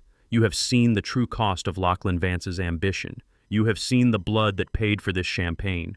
I pointed at Lachlan, who was cowering near the fireplace. "This man told you I was crazy. He told you I was a criminal. He told you my wife was sick. But the only sickness in this room is standing right there in a tuxedo." Lachlan snapped. The humiliation was too much. The loss of his money, his reputation, his freedom, it all hit him at once. He let out a primal scream. He grabbed a heavy crystal decanter from the nearest table. "I will kill you," he roared.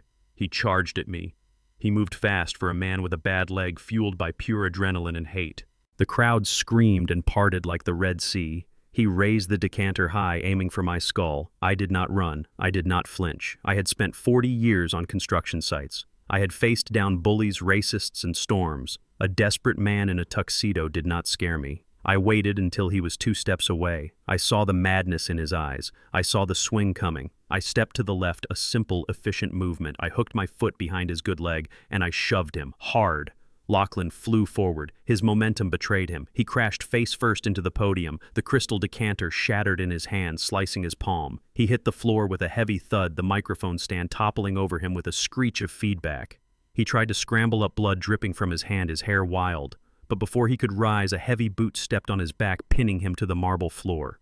It was Russo. He had come out from the AV booth, and behind him were 4 men in windbreakers with badges on their belts. "Federal agents, stay down." The doors to the ballroom burst open. Uniformed police officers poured in. They did not come for me. They went straight for Gabrielle and Patricia. Gabrielle tried to run toward the side exit, but a female officer grabbed her arm. Gabrielle kicked and screamed, her designer dress tearing at the seam.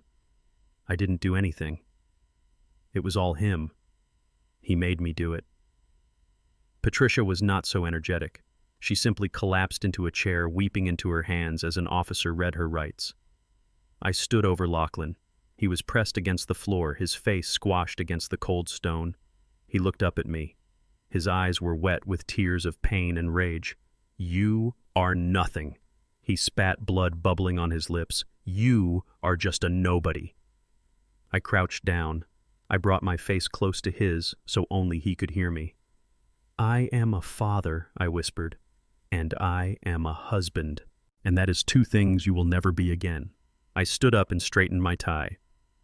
I looked at Esther. She was still sitting in her wheelchair in the center of the chaos, untouched, like the eye of a hurricane. I walked over to her. I knelt down and took the flower with the microphone off her dress. "It is over, baby," I said softly. Esther looked at me.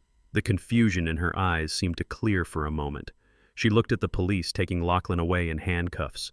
She looked at Gabrielle being dragged out screaming, and then she looked at me. "Franklin," she whispered. "Did we win?" I kissed her hand. "Yes, Esther, we won." I stood up and looked at the crowd one last time.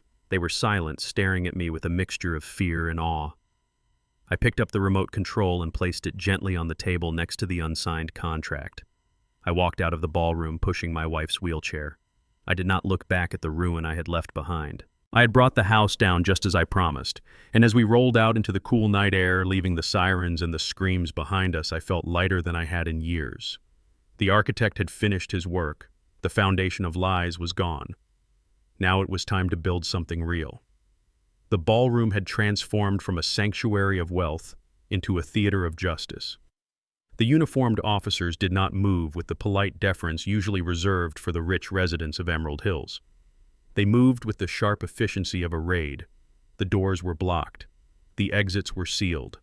The flashing blue lights from the cruisers outside cut through the elegant windows, painting the terrified faces of the guests in strokes of neon panic. Lachlan lay on the marble floor, his nose broken and bleeding, his tuxedo torn at the shoulder. The arrogance that had defined him for years had drained away, leaving only a whimpering coward. 2 officers hauled him to his feet. He could not put weight on his bad leg, and he cried out in pain, but the officers did not care. They slammed him against the wall. I watched as they twisted his arms behind his back. The sound of the handcuffs ratcheting shut was the sweetest music I had ever heard. It was a mechanical sound, precise and final. "My lawyer, I want, my lawyer," Lachlan screamed, spitting blood on the floor. "You will get your lawyer," the officer said, tightening the cuffs. "You will also get a federal indictment for insurance fraud, attempted murder, and elder abuse. You have the right to remain silent, and I suggest you start using it."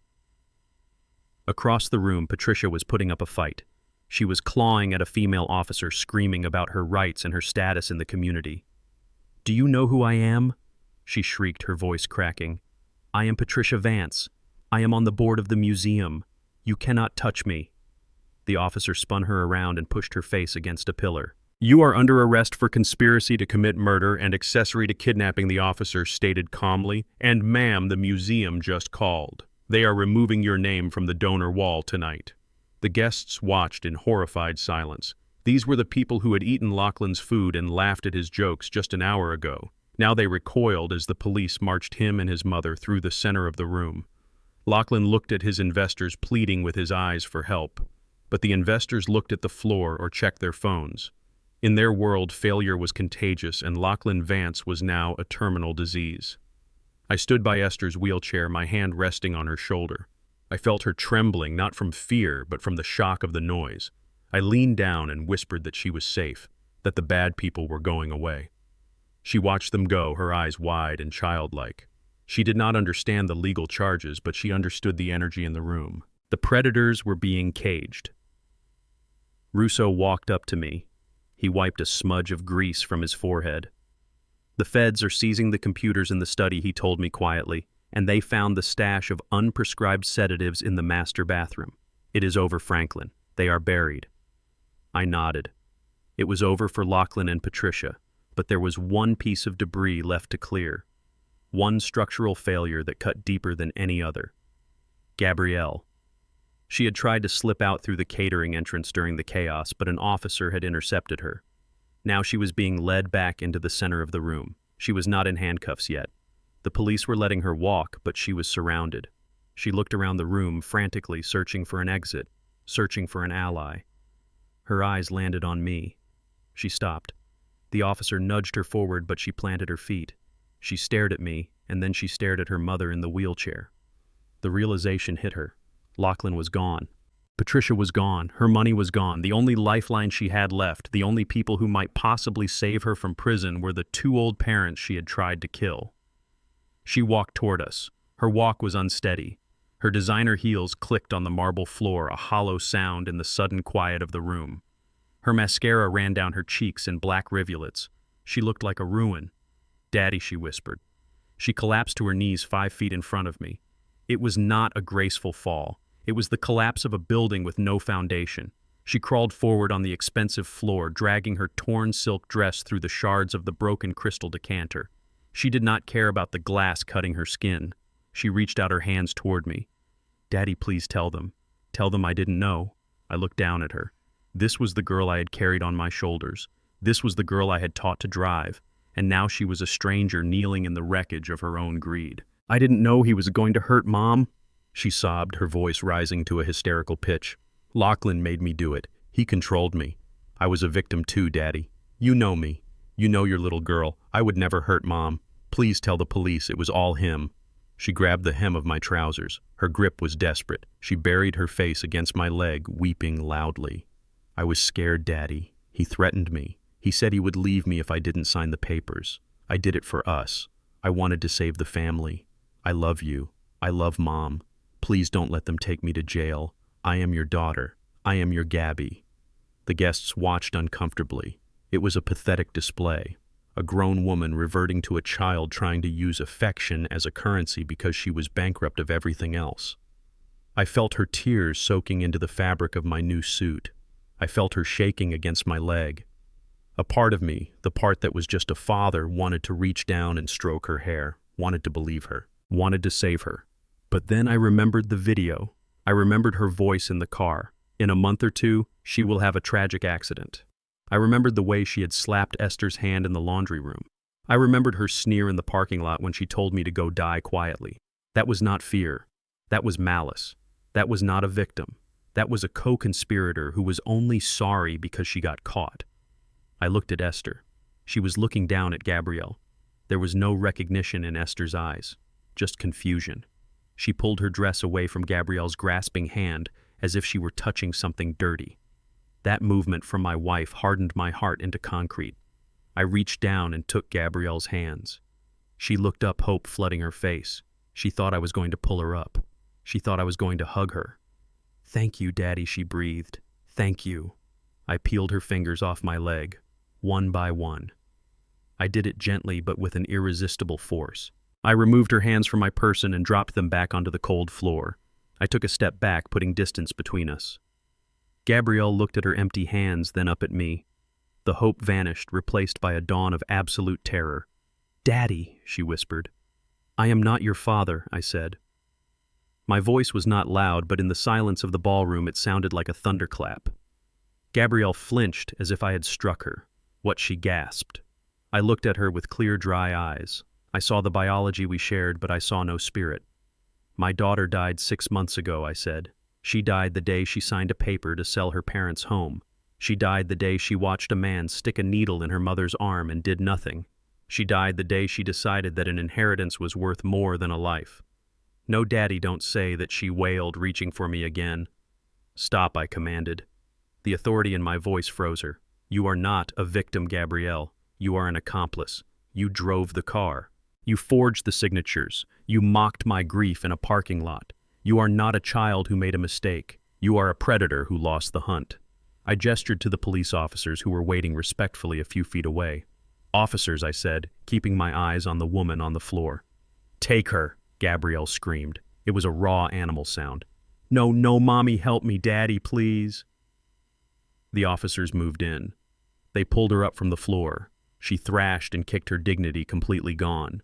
She looked at the crowd begging the wealthy guests to help her, but they turned their backs. She looked at Lachlan being dragged out the other door, but he was too busy crying for himself to look at her. She looked at me one last time as the handcuffs snapped around her wrists. "I hate you," she screamed. Her face twisted into a mask of ugliness. "I hate you. I hope you die alone." I watched her struggle. I felt a phantom pain in my chest where my heart used to be, but the organ that pumped blood through my veins now was made of something stronger. I stepped closer to her one last time before they dragged her away. "You won't have to worry about me dying alone," I said softly. "I have Esther, and I have the truth. But you, Gabrielle." I paused, letting the words hang in the air like a guillotine blade. "You are an orphan from today. You have no father. You have no mother. You have no home. You traded us for money, and now you have neither.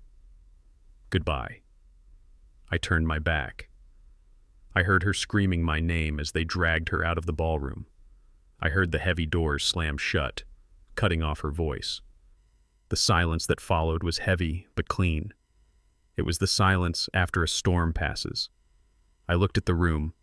The party was ruined. The floor was covered in glass and wine. The guests were fleeing. But I saw beauty in the destruction. I saw a foundation that had been rotten finally cleared away. I took the handles of Esther's wheelchair. "Let's go home, Esther," I said. We walked out of the ballroom, leaving the wreckage of the Vance empire behind us. I did not feel triumph. I did not feel joy. I felt the deep exhaustion of a man who has carried a mountain on his back and finally set it down. But as we stepped into the night air, I looked up at the sky. The clouds were breaking, the stars were coming out, my daughter was gone, my son-in-law was gone, but my wife was here, and I was here, and for the first time in months I could breathe. The bridge had collapsed, but I was still standing on the shore, and tomorrow I would start building something new, something that no storm could ever wash away. 6 months have passed since the night the lights went out on the Vance empire. I did not attend the sentencing hearing. I did not need to see Lachlan Vance in shackles to know he was broken.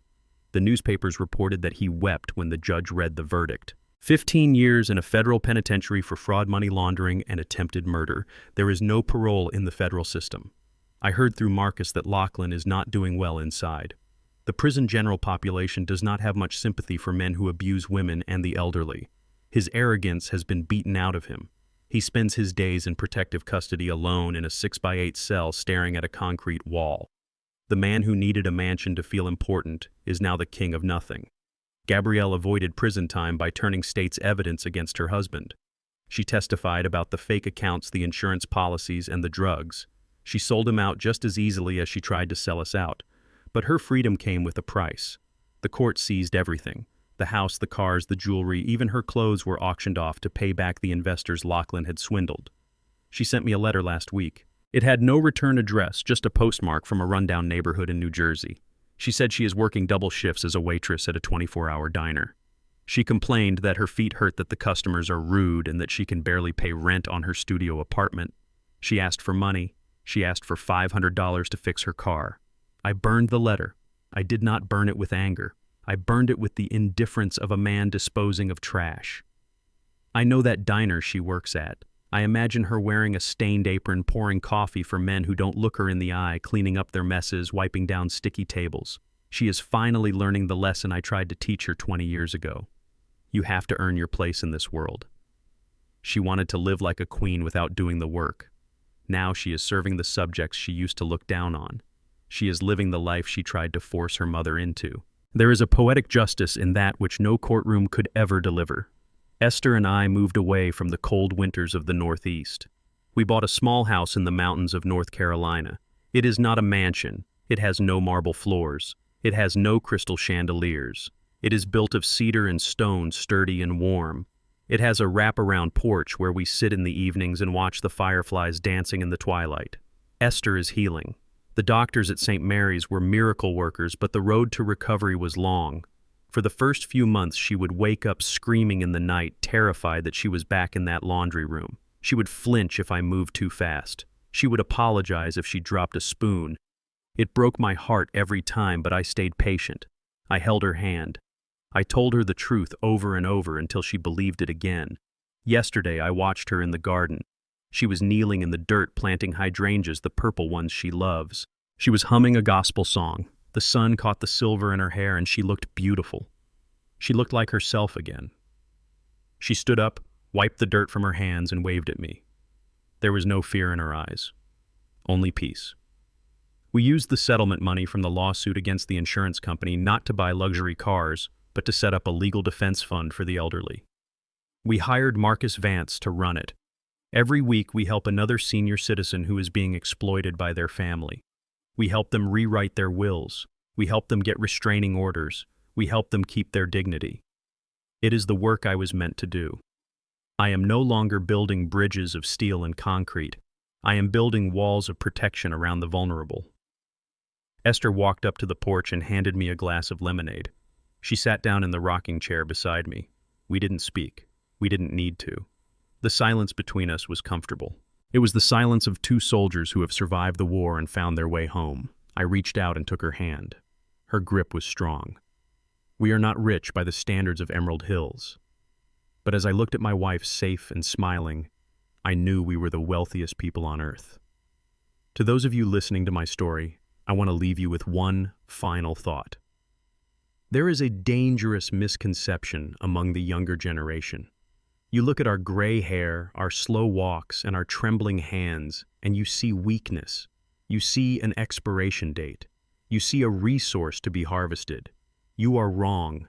We are the generation that built the foundations you stand on. We survived wars, depressions, and revolutions.